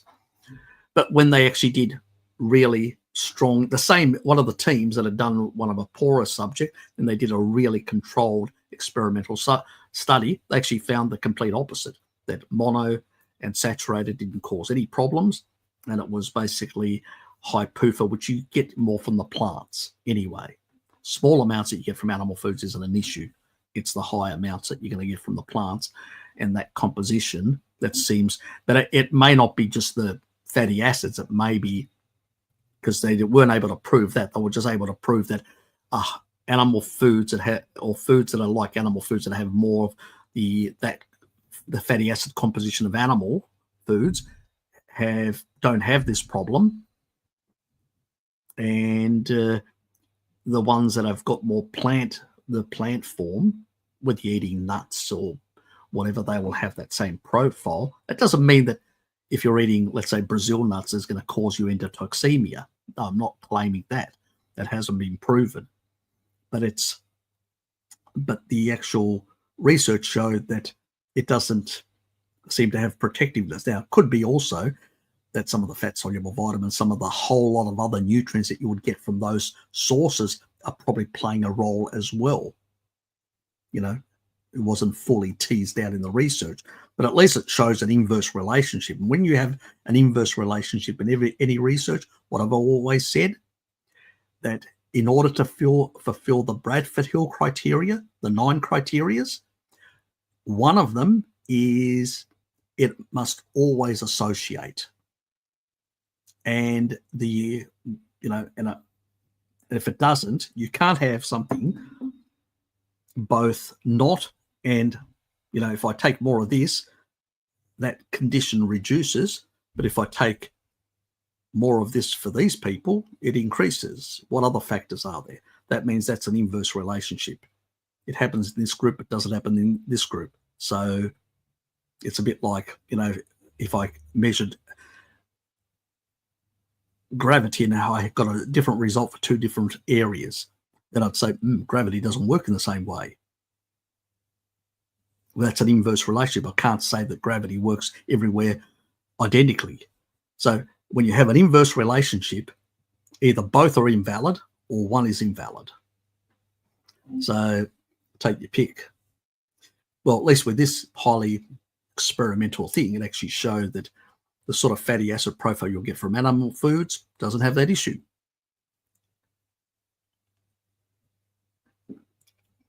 And we've got plenty of other research to show quite clearly that a SAD diet, which we know is high in those sugars, and actually has higher endotoxemia. We also see among vegans and vegetarians higher endotoxemia. I wonder why. And less in tribal people that eat more animal foods. Again, there are other factors probably as well, but yeah.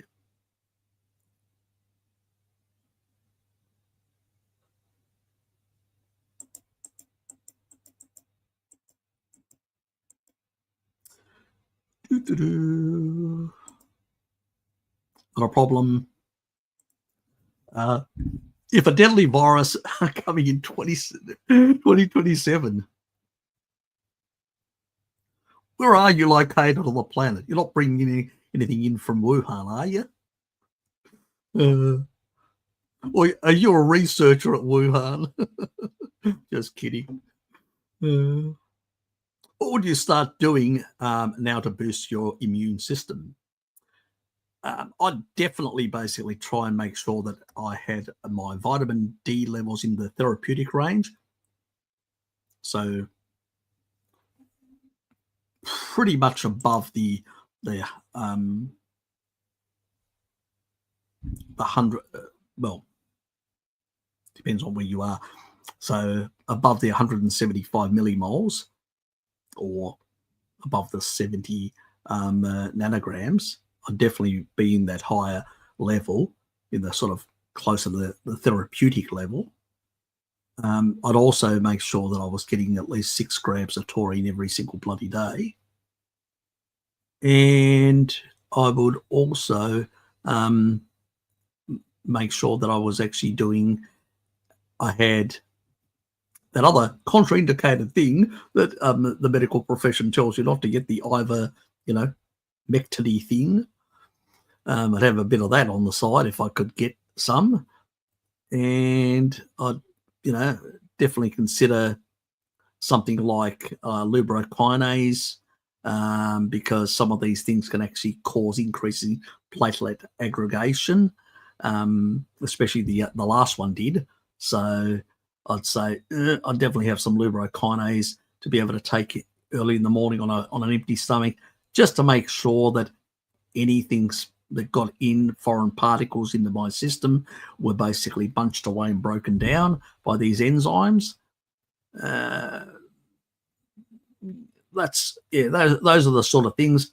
If I heard that there was an outbreak somewhere, I definitely want to boost my immune system. So I would do a 3-day fast to sort of rebuild and clear out my old immune system.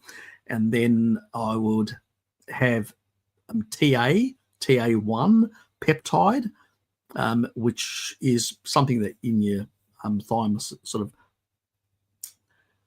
it's part of the immune system that is produced to help increase the amount of T lymphocytes, because they're the natural killer ones, and those are the ones that are actually going to go out there and do the nasty work and eliminate anything coming in which is deadly. So those are the things, I would hear that, I'd be ordering TA1 peptide immediately. That would be I'd be definitely getting an active form of the vitamin D. I'd check my vitamin D levels, and if I wasn't up at that therapeutic level, I'd get the activated form of vitamin D to do for a week to push my levels up very fast to that sort of level. And I'd push my taurine levels up to 12 just to be on the safe side.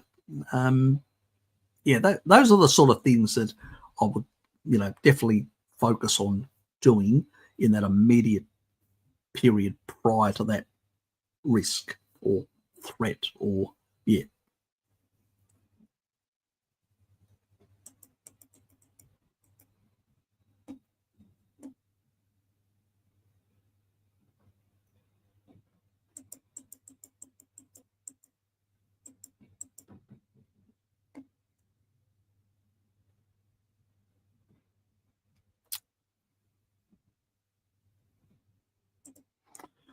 Do you believe in molecular hydrogen inhalation therapy? I'm not really look, hard to say. I'm not convinced. We know that some conditions, when you've got too much hydrogen, and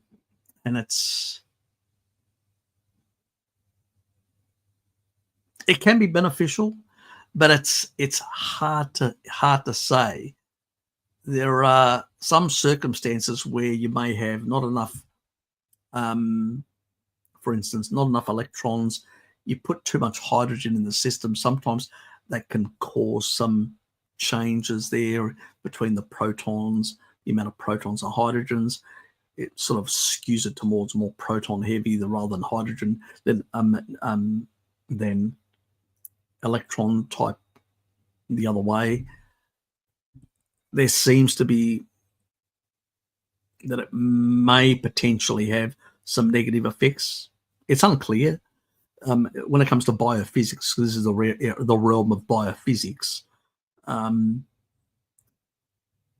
There's still a lot to be understood, and I can see people living into very old age from just being on a species appropriate diet, keeping it clean, avoiding certain things and doing. So do we need to do these extra things? Possibly not, unless you have real reasons. Like if you've got real damaged health reasons to do certain things, maybe, oxygen therapy can be really good for people that have got a lot of damage. Those sort of things. But got to be very careful with a lot of these things because they can create imbalances in our body. And especially when the science isn't clear. I would rather try to stabilize my tissue and have my tissue function better. And if I was going to do anything, I'd do grounding. Grounding will give you greater results. One, it will reduce the oxidative stress in your body.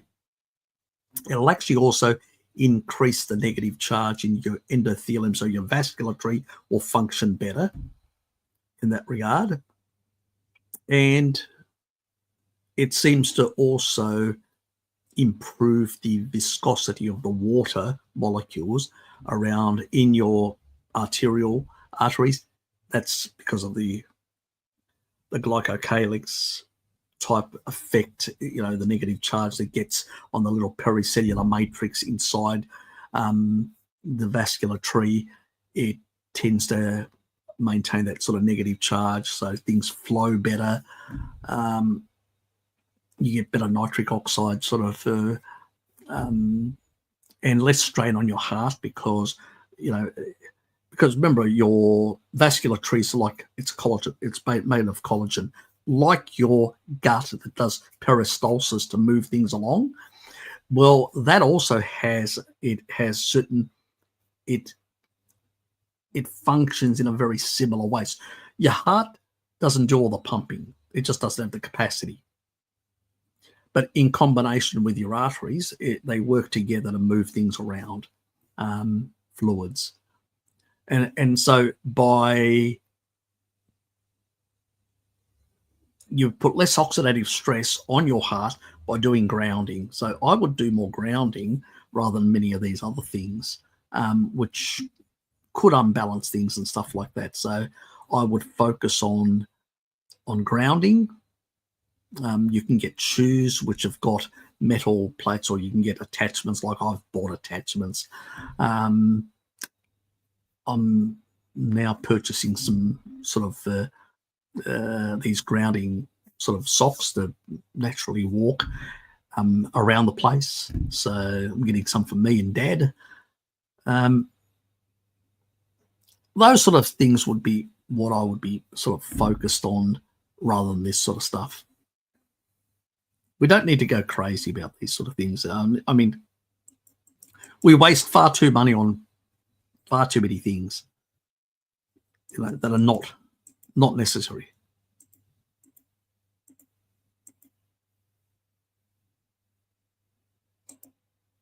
Yeah, look, there are. I mean, it depends on also the source.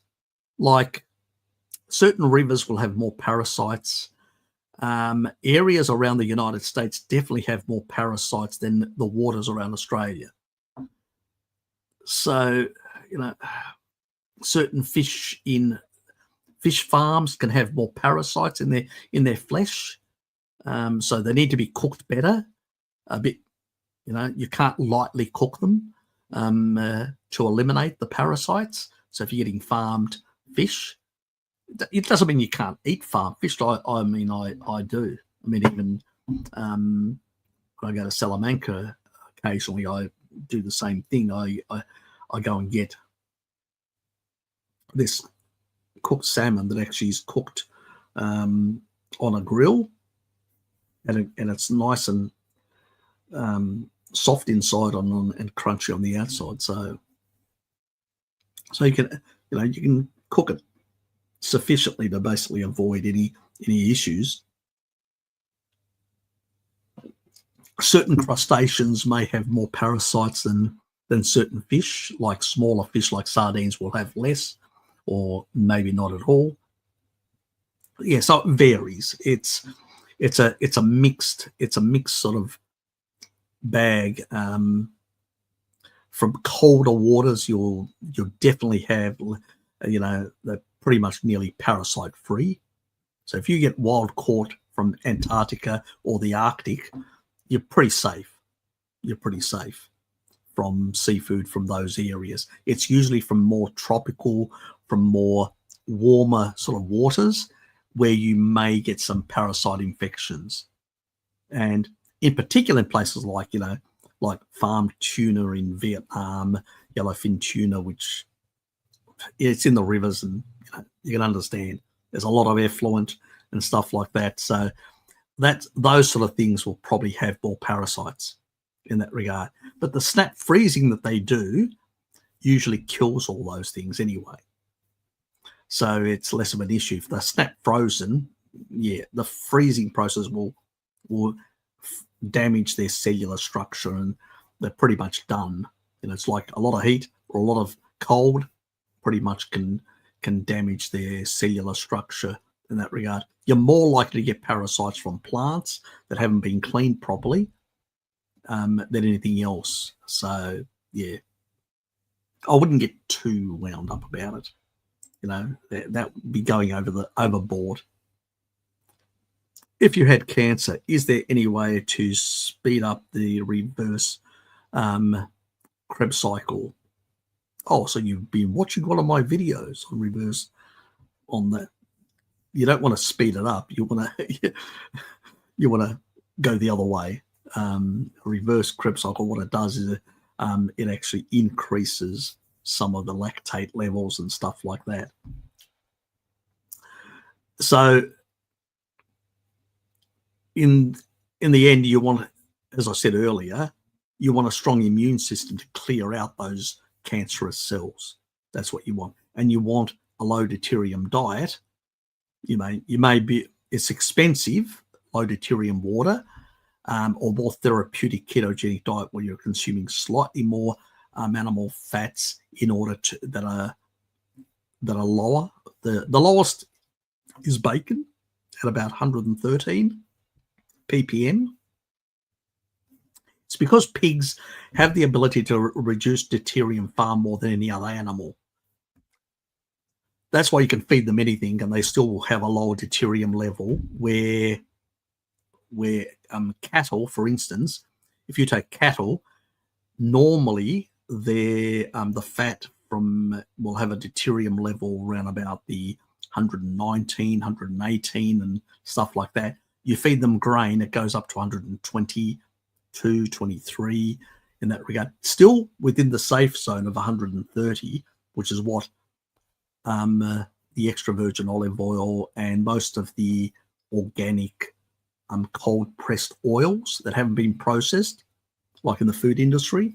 It's only the processed ones that get high deuterium.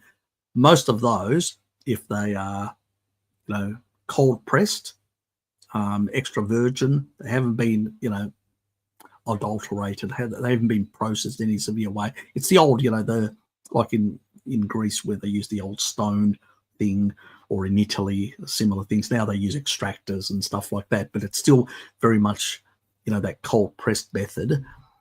It's going to be, you're not going to have that problem. It's the processing where they're using these solvents and waters and all that. And that's where the hydrogen ions are introduced, and then they into the actual fats, and the fats then end up with very high levels of deuterium. They just go absolutely high as. That's when it becomes a problem. That's when you'll have damage to your mitochondria. The ATPase, the neutrons that come through will slow down the ATPase, and if there's too many, they'll bust those motors. And the more of those in the folds inside the mitochondria, the more the ATPase at the end, complex 5, the little nanomotor that rotates, that produces the ATPase, when more of those bust in all those folds, then the whole mitochondria start degrading and falling apart, and sending out more signals and saying to the nucleus, look, it's all up. We can't produce energy through oxidative phosphorylation. We've had it. Find another way, and it upregulates oncogenes and the old pathways of glycolysis, and so that's what happens. And when that happens and it goes into reverse Krebs cycle to basically produce more lactate. So more lactate, then you can produce more sugar, and so on and so on. Taurine plays an important role in suppressing lactate.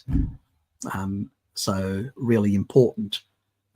Even in normal cells, it'll actually force it through the Krebs cycle through, pyruvate dehydrogenase complex, and it will prevent it from having this big production of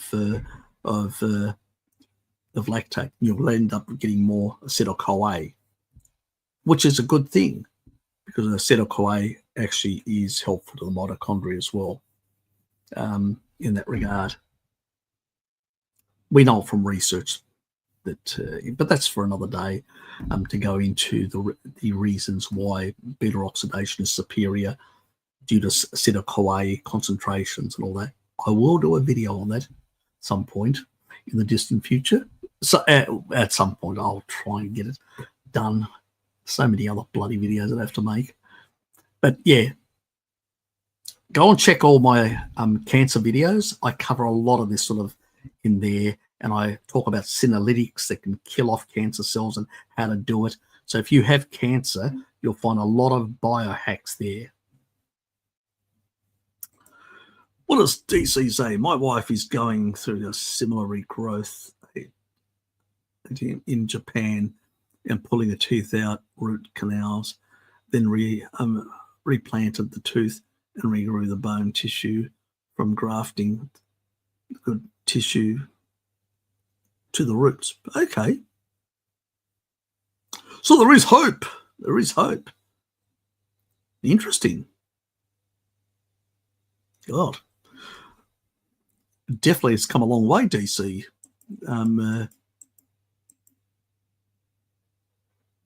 Yes. I thought they just pulled out teeth, so that was it.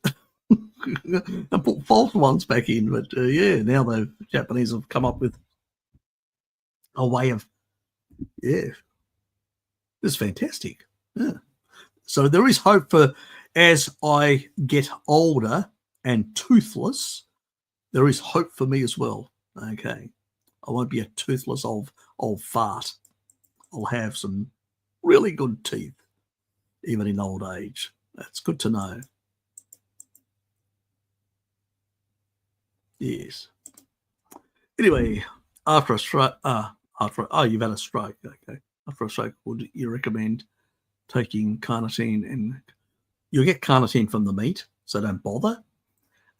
You should get enough choline from the meat. If you eat eggs, you'll get enough choline. And eggs will also provide you with cholesterol, which you need to heal, and a lot of the other nutrients. The thing that I would definitely put in would be taurine. That has been shown in research to improve the recovery. And remember, stroke victims lose brain cells. Taurine is the thing that your mummy's milk gives you in large amounts when you're born to basically produce new brain cells. This is why the cats in the Pottage's cat experiment had so many problems and brain disorder problems and behavioral problems, and that is because they were deficient in taurine. Deficiency in taurine has been associated with autism, with a lot of brain disorders. Surprise, surprise. For the reason is because it's so critical to the brain. So if you want to heal the brain, you want to refold proteins properly. There's a lot of, beta amyloid issues and all these sort of derangements in the actual brain have to do with misfolded proteins. Actually, aging itself has to do with misfolded proteins. That's something that taurine fixes.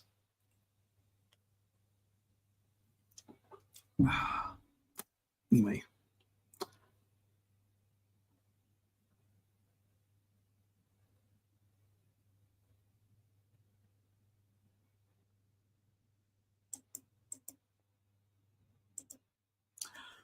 Oh, okay. Yeah. You can. It's sort of probably recommended. Yeah. Using, going into a fast, I'd also use B vitamins because remember, B vitamins, would be a good thing. So having B vitamins at the beginning, it would be a good idea in that regard as well. So.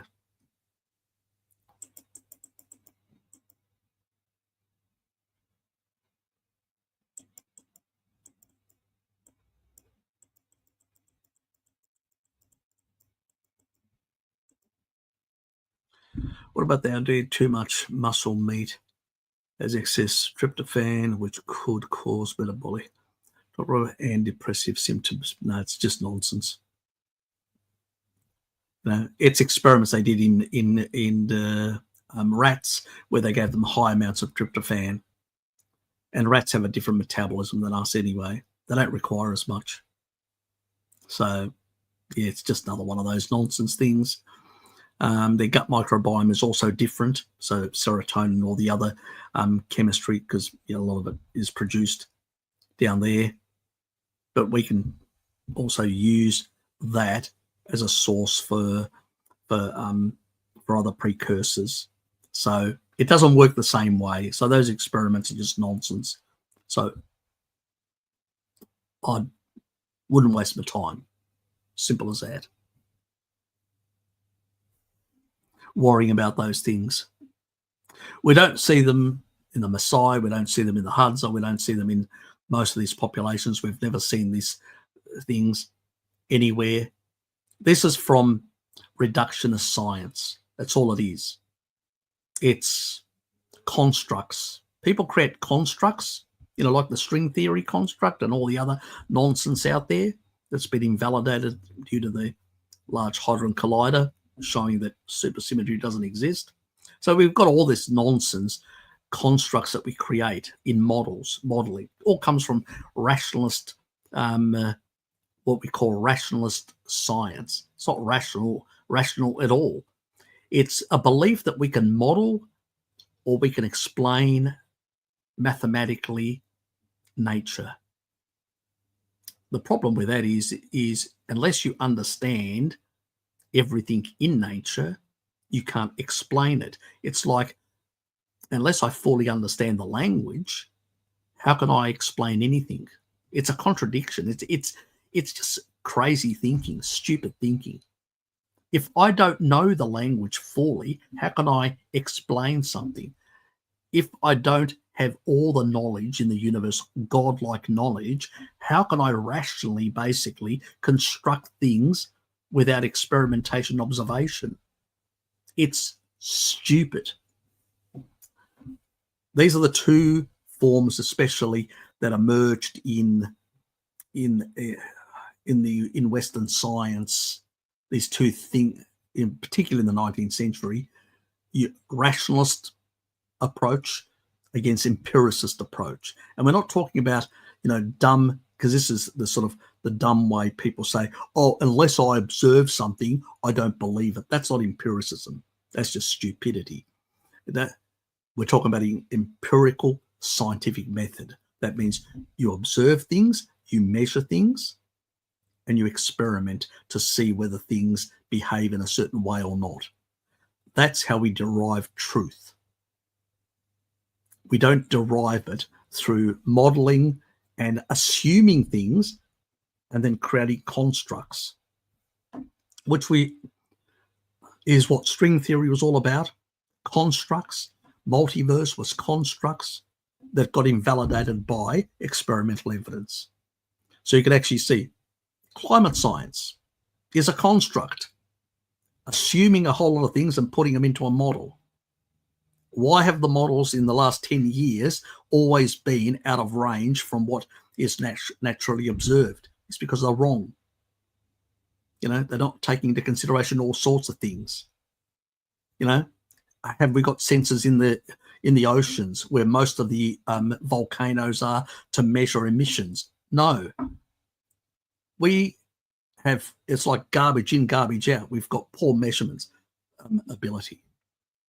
A lot of this research is done in a very similar way. These are constructs. It's like insulin resistance. As Bart says, there is no thing you can take for insulin resistance. It has to do with derangements in insulin signaling. Why does that happen? Because you're eating contraindicated stuff for a long period of time and chronically causing these abnormal sort of signaling behaviors. We call it the Randle cycle gradient. How much that signaling is, that over signaling is happening, has to do with the Randle cycle gradient. how much of 2 of those macros in excess are you putting in the system, where more and more cells are going no, and shutting down and saying we're not accepting any of these nutrients, and you have them building up in the bloodstream, building up also the gradient and the signaling. It's not insulin resistance; it's you're overloading the cellular capacity to basically utilize these fuels. So these are the sort of things, but we create constructs for them. But a lot of our constructs are bullshit constructs. They can never be proven. They are a speculation. And then they want to upend our whole civilization and society for these speculative reasons. So, yeah, that's just another sort of, Johnny, that's just another sort of speculative sort of effect that people say. When you're eating animal foods, you don't really get any of these effects because you get sufficient quantities of all these things, and it doesn't really happen like that. Most of these experiments, what they do is they actually give single amino acids in larger quantities to induce these effects. But in a natural food like meat, you won't have these different. This is another reason why I say you have to be very careful what you stick in, like single amino acids, excluding.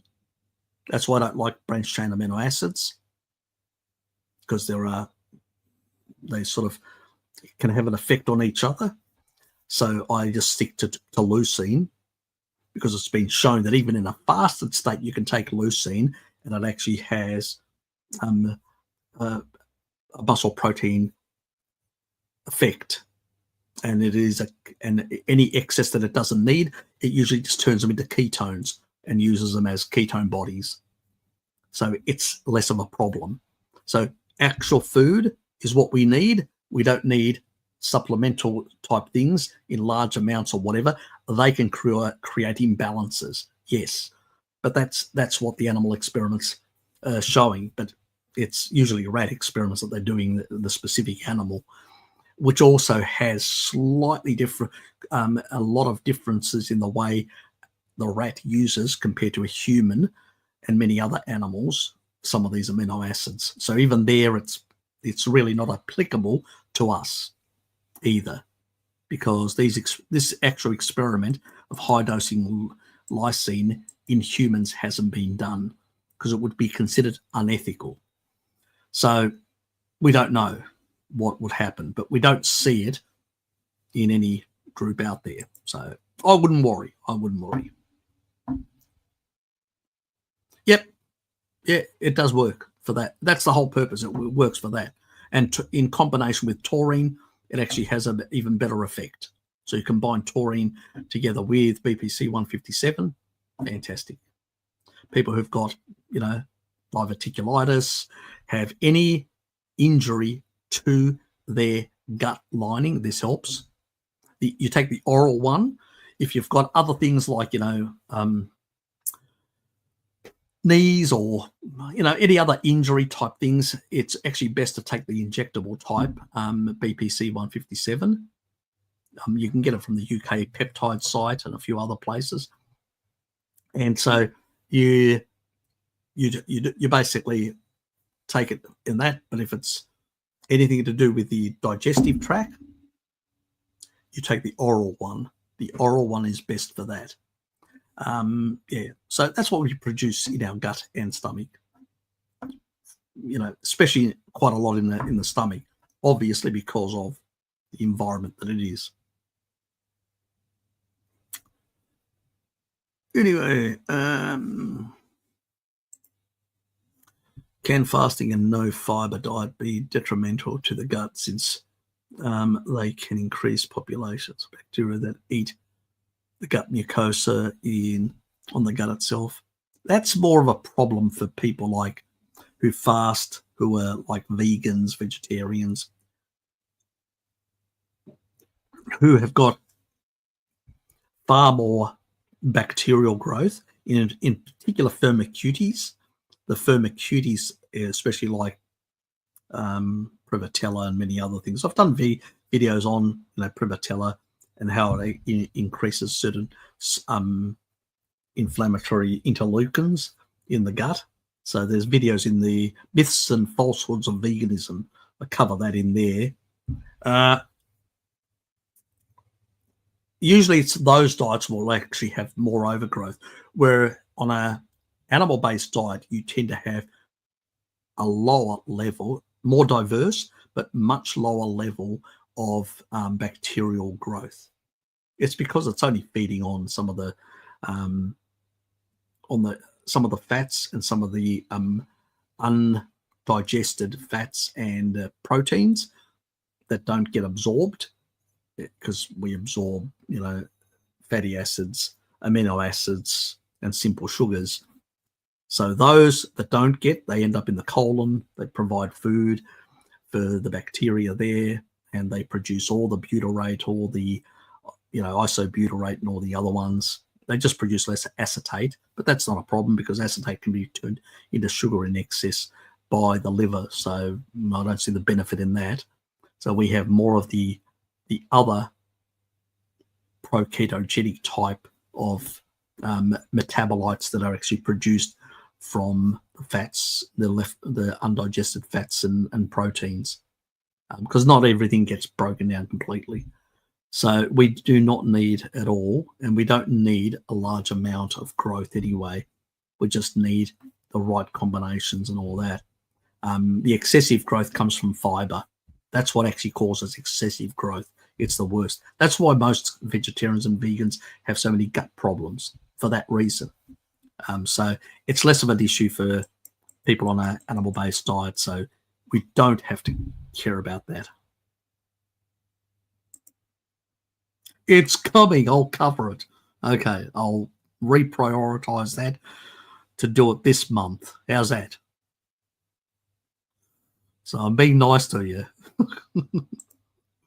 Oh, Brandon. Oh, thanks, mate. Appreciate it. I'm glowing. You think I'm that young? God. Anyway, you sure?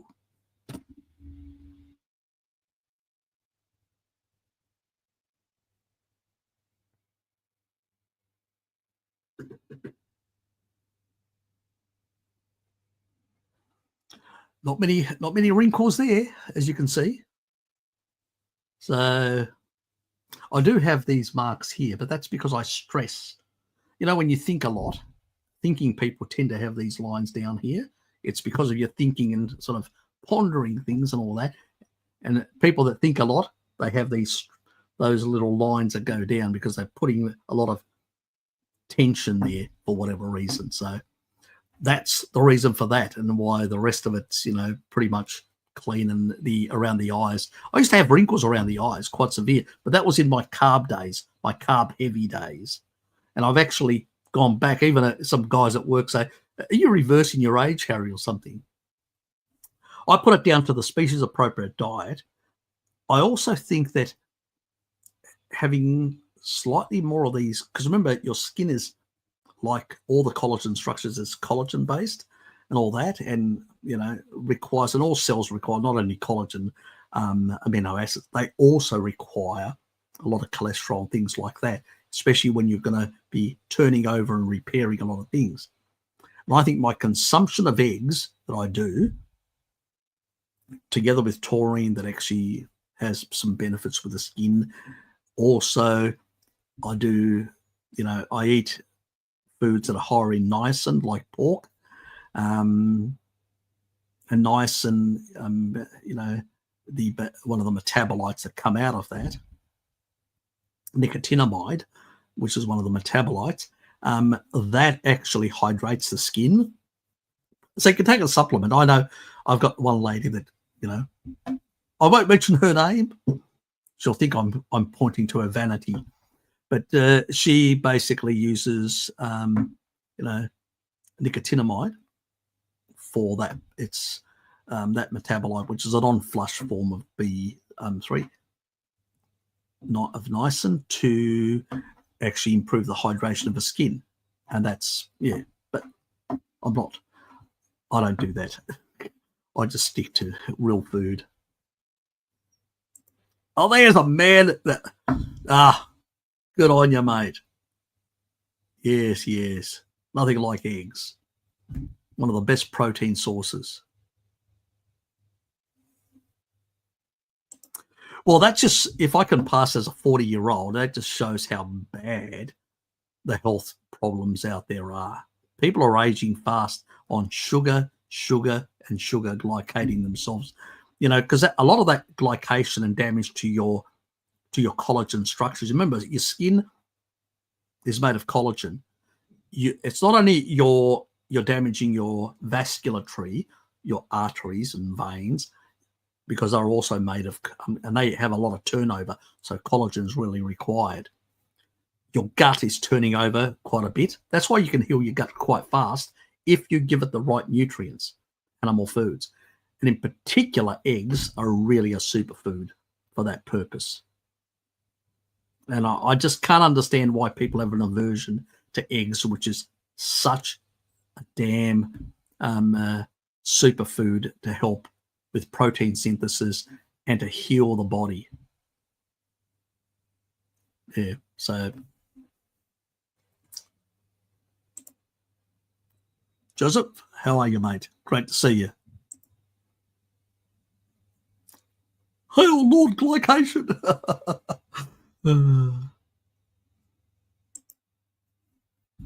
Counterpoint tryptophan thought, when I eat a bunch of meat on OMAD, I go sleepy mode sometimes and even fall asleep. Hence, when look, it's not really that. It's, you know, the body, when it's actually digesting, and when you eat a lot of protein in one meal, what happens is your body needs to concentrate a lot of effort on breaking that down. So a lot of resources go there. So, you know, the two most active parts of the body, the brain and the gut, or the stomach and the gut sort of thing. And when you're putting a lot of effort down here, you know, you don't want to be putting a lot of effort up here. That's why people, when they actually work in a fasted way, their mind works really fast and really, because most of the energy is going here.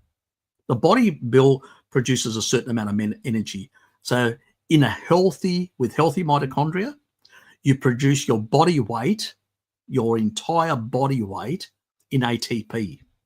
So if you're 70 kilos, which is the average for most of humanity, around that is the buzz number they use, which is 154 pounds. That's the amount of ATP you'll produce in a very healthy body. In a non-healthy body, you'll produce less.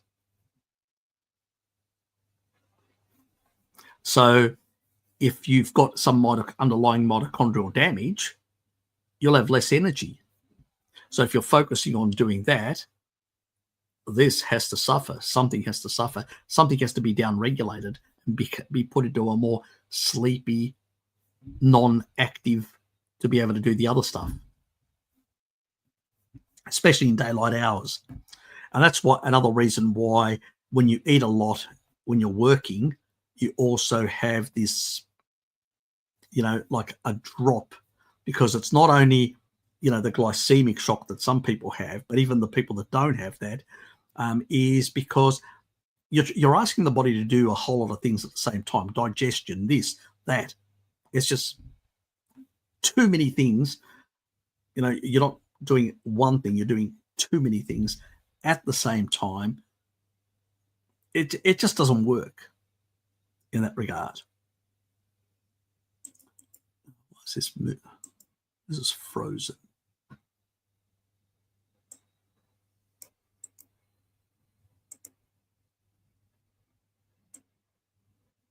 Give me a sec. Okay.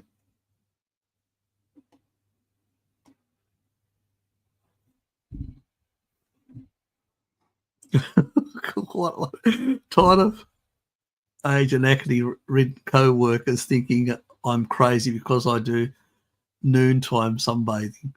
So yeah, look, I go out at lunchtime, get out in the sun, even in winter, get out some fresh air and stuff like that. My co-workers are in the office there at their desk munching away. It's what do you do? It's just the attitude, the mentality that people have nowadays is, yeah, it's crazy. But we can't really do anything about it because it's just the way people are. Some people will switch on. They'll go, oh, what's Lukey doing? That seems interesting. But you're not gonna get a lot of people to sort of change in terms of why is this?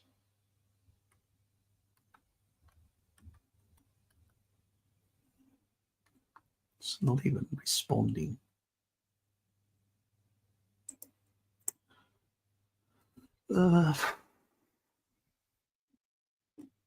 Still, why isn't it clicking? What is wrong with this? Just bear with me for a second. I'm having some issues with the chat in the damn stream yard thing.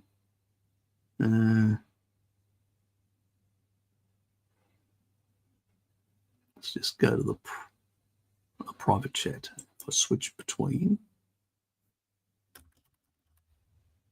Okay, that seems to be working. Get into that. Okay, so now it's moving. Okay, got unstuck. Crazy things, technology. Okay, do whites have any benefits, or would you only yolk? It's perfect. I'll do both whole egg. You'll get more of the. You get more of what are called, collagen type peptides and collagen amino acids that help with collagen synthesis. So yes, it is still important. I wouldn't neglect it, but you get less protein synthesis. Like it's only about 17 by only eating the whites. Where if you eat the yolk and the whites together, the protein synthesis goes all the way up to 48% of the protein source. So nearly half of the protein will be used, compared to 32 for a steak, and even less, 17 or less for plants. Processed powders are 17. Plants usually are much lower than that, even though they say they're 17 for most of them. As a general number, it's not really real. It depends on the protease inhibitors, how the concentration of protease inhibitors in different plants will vary how much of the protein you can actually access or not. So it has variability. I think there was one guy that actually tried to do like a chart. I saw it somewhere, I can't remember where, that was doing how much protease inhibitors were in different plants in comparison to their protein and how much would be potentially bioavailable. I don't know the science that he was using.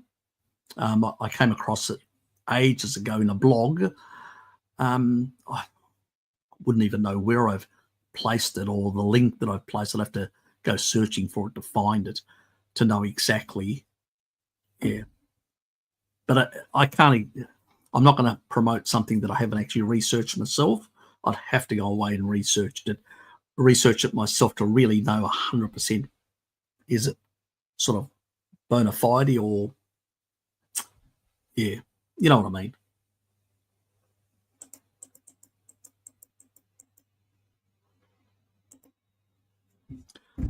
My triglycerides came back to at 22 after take the blood test after starting Carnivore. They were in the 60s before. Is this too low that it can cause issues? No, Paul, no, it isn't. It all has to do with the rate that you actually utilize fat. So if you're really good at utilizing fat, your triggers are going to be much lower.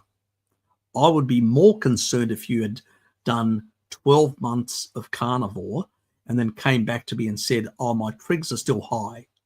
I would say you've got problems with your mitochondria. You are not able to utilize fat as a healthy person. I'd be more concerned with that.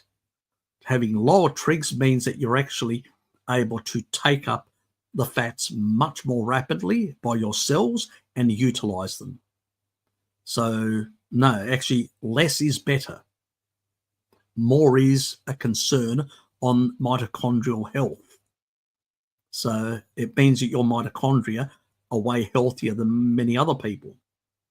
So consider yourself lucky in that regard.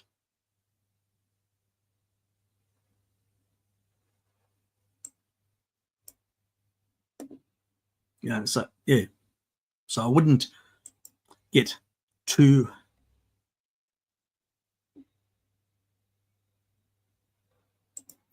anyway.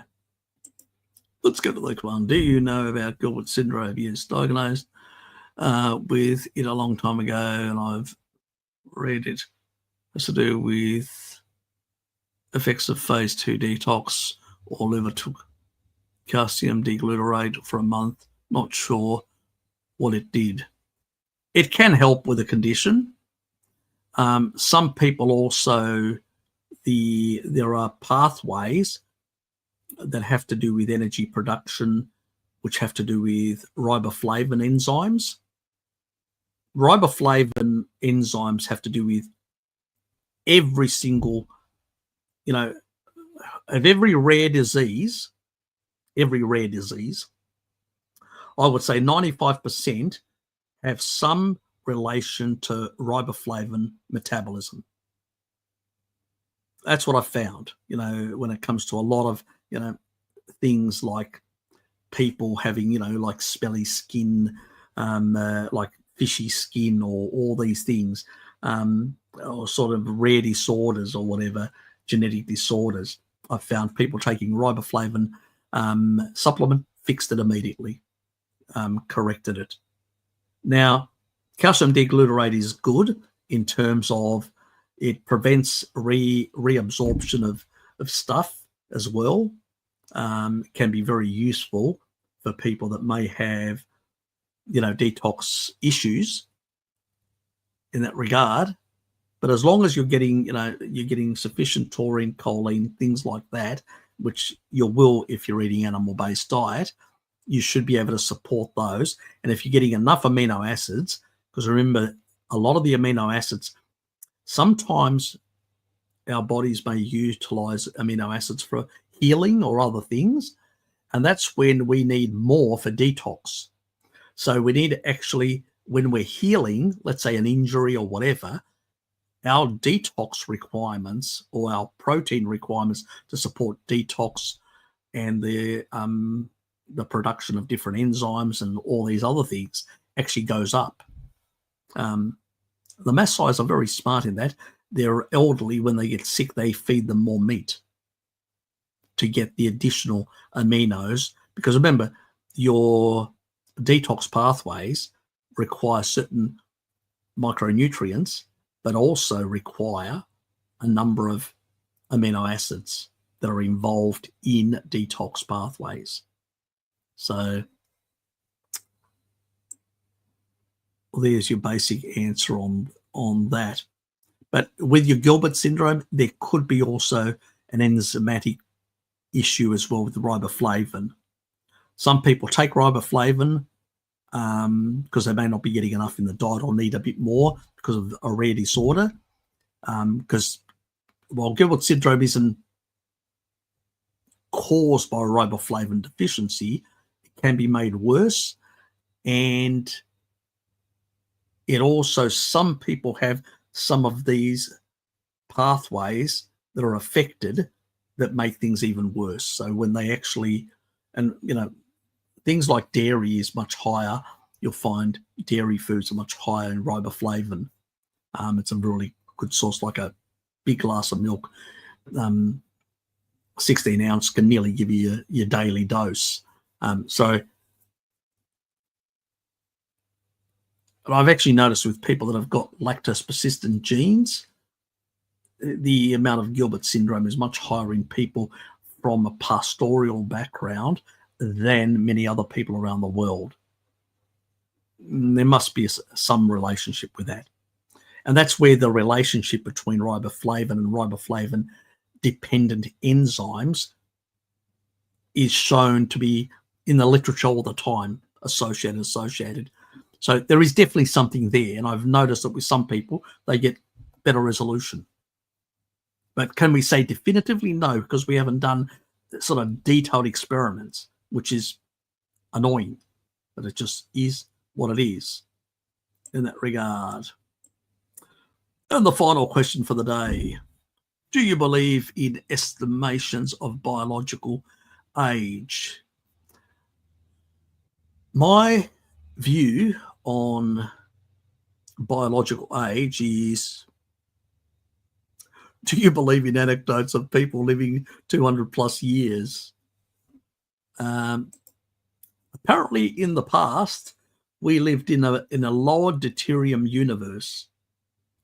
And because of the lower deuterium, potentially people may have lived longer.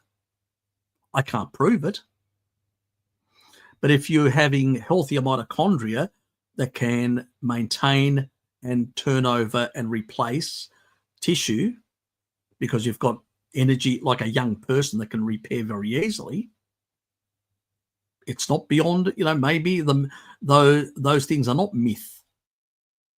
We live now in a much higher deuterium environment than in the past.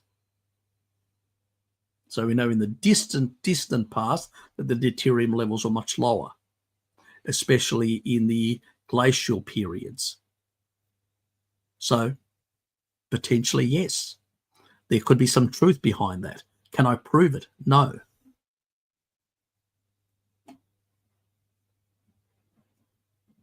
But we know that low deuterium, when we look around the world, populations that have got low deuterium environments live much longer. And we know that in that distant past, the levels were considerably lower.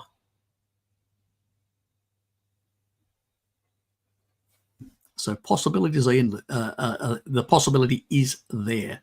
Now, on the other question that you did ask about the biological age, I think that some of the biological markers that people use are not necessarily going to guarantee that you could live longer. Why do I say that?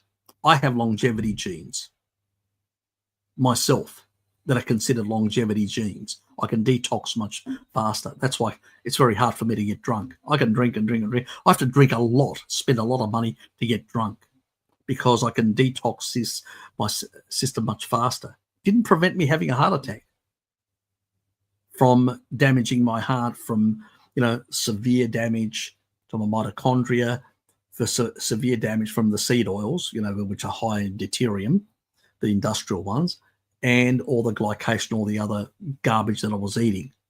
That didn't negate anything. Now, with some people say I can do certain biohacks, they haven't been proven. We know that people eating cleaner, species-appropriate diets have longevity. Beside today, there are many people over 120. One old lady, 122 she was. That's what they claimed.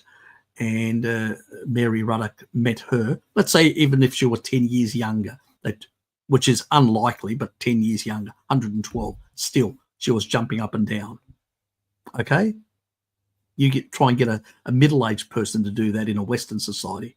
Forget it. Good luck with that. So I don't necessarily subscribe. I think that if you've got good detox pathways, it can reduce the amount of damage you get. But ultimately, it's what you're stuffing down your throat and your environment.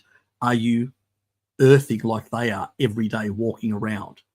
Are you in circadian sync, getting proper sleep in circadian sync? Because remember, the reason your mitochondria require sleep is because they require more melatonin at night to heal themselves.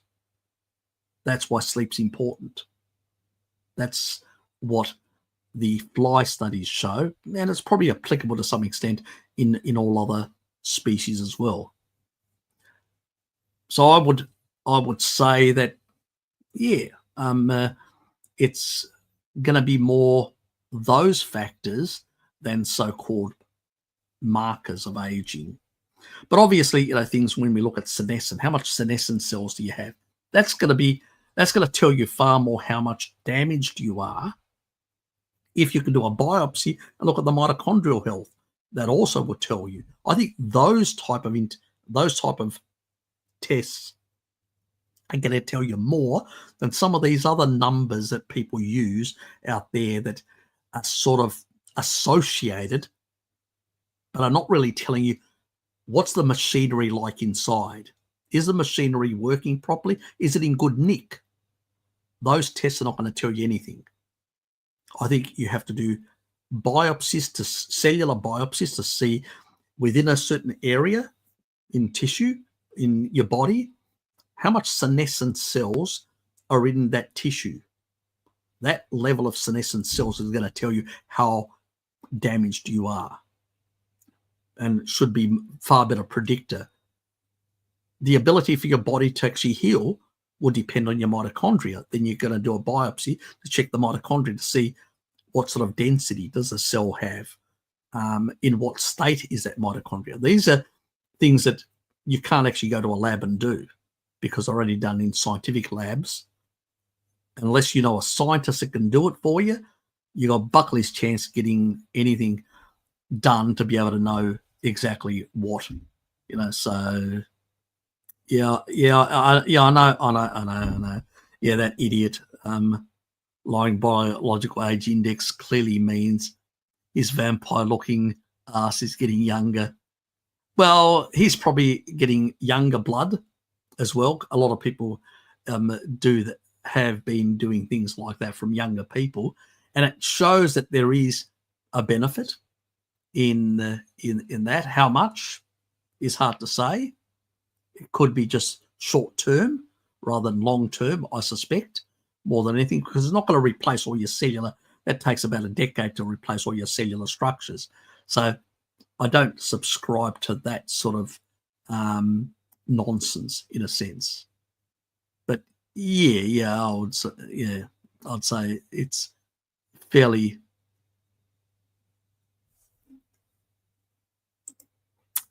What do you say? I think your biological age now would be like 20 or something. I wouldn't go that far. Look, in terms of biological age, I don't really subscribe to that sort of science myself. I think that it's really very speculative. And it doesn't really. If you ask a lot of physiologists or biochemists, or there's a lot of arguments on what is and what isn't. So I would be very suspicious of certain claims and all that. Obviously, if you're disengaging the Randall cycle and you've got slightly less inflammation, your cellular should look a bit better, but you can't. But he's actually doing a slightly catabolic sort of diet, and the problem with that is long term you're going to end up in deficiencies, and you're going to have other health problems, a bit like vegans do, or people who do therapeutic ketogenic diets for too long and end up in all sorts of deficiencies and problems. So yes, you can look younger because you can actually do cellular cleanup, but there are other biohacks we can do. You know, we can take less than a gram of leucine in the morning when we wake up with a couple of grams of citrulline. We can combine that and get an increase in cellular maintenance of 30%. But only less than about 1 gram or slightly less of leucine. More, you'll actually have signaling effects on mTOR and stuff like that. Less than 1 gram, it's about 1.1, but I would say about 0.9 with some citrulline, 2 or 3 grams in the morning, down with water. Don't eat for a couple of hours. So the crack of dawn, you have it, and then you have nothing until about 11 o'clock. Those couple of hours, what you do is you ramp up that cellular cleanup. There are organelles in there that will actually work 30% better, that do a lot of that cellular cleanup in the actual cytosol. The cytosol is inside the actual cell around the nucleus. So that's actually been shown. Zamel is a scientist who's actually done the research on that. And the combination has come out of looking at his research and looking at the German research is what I've done at looking at that sort of thing. So, yeah. Hello all.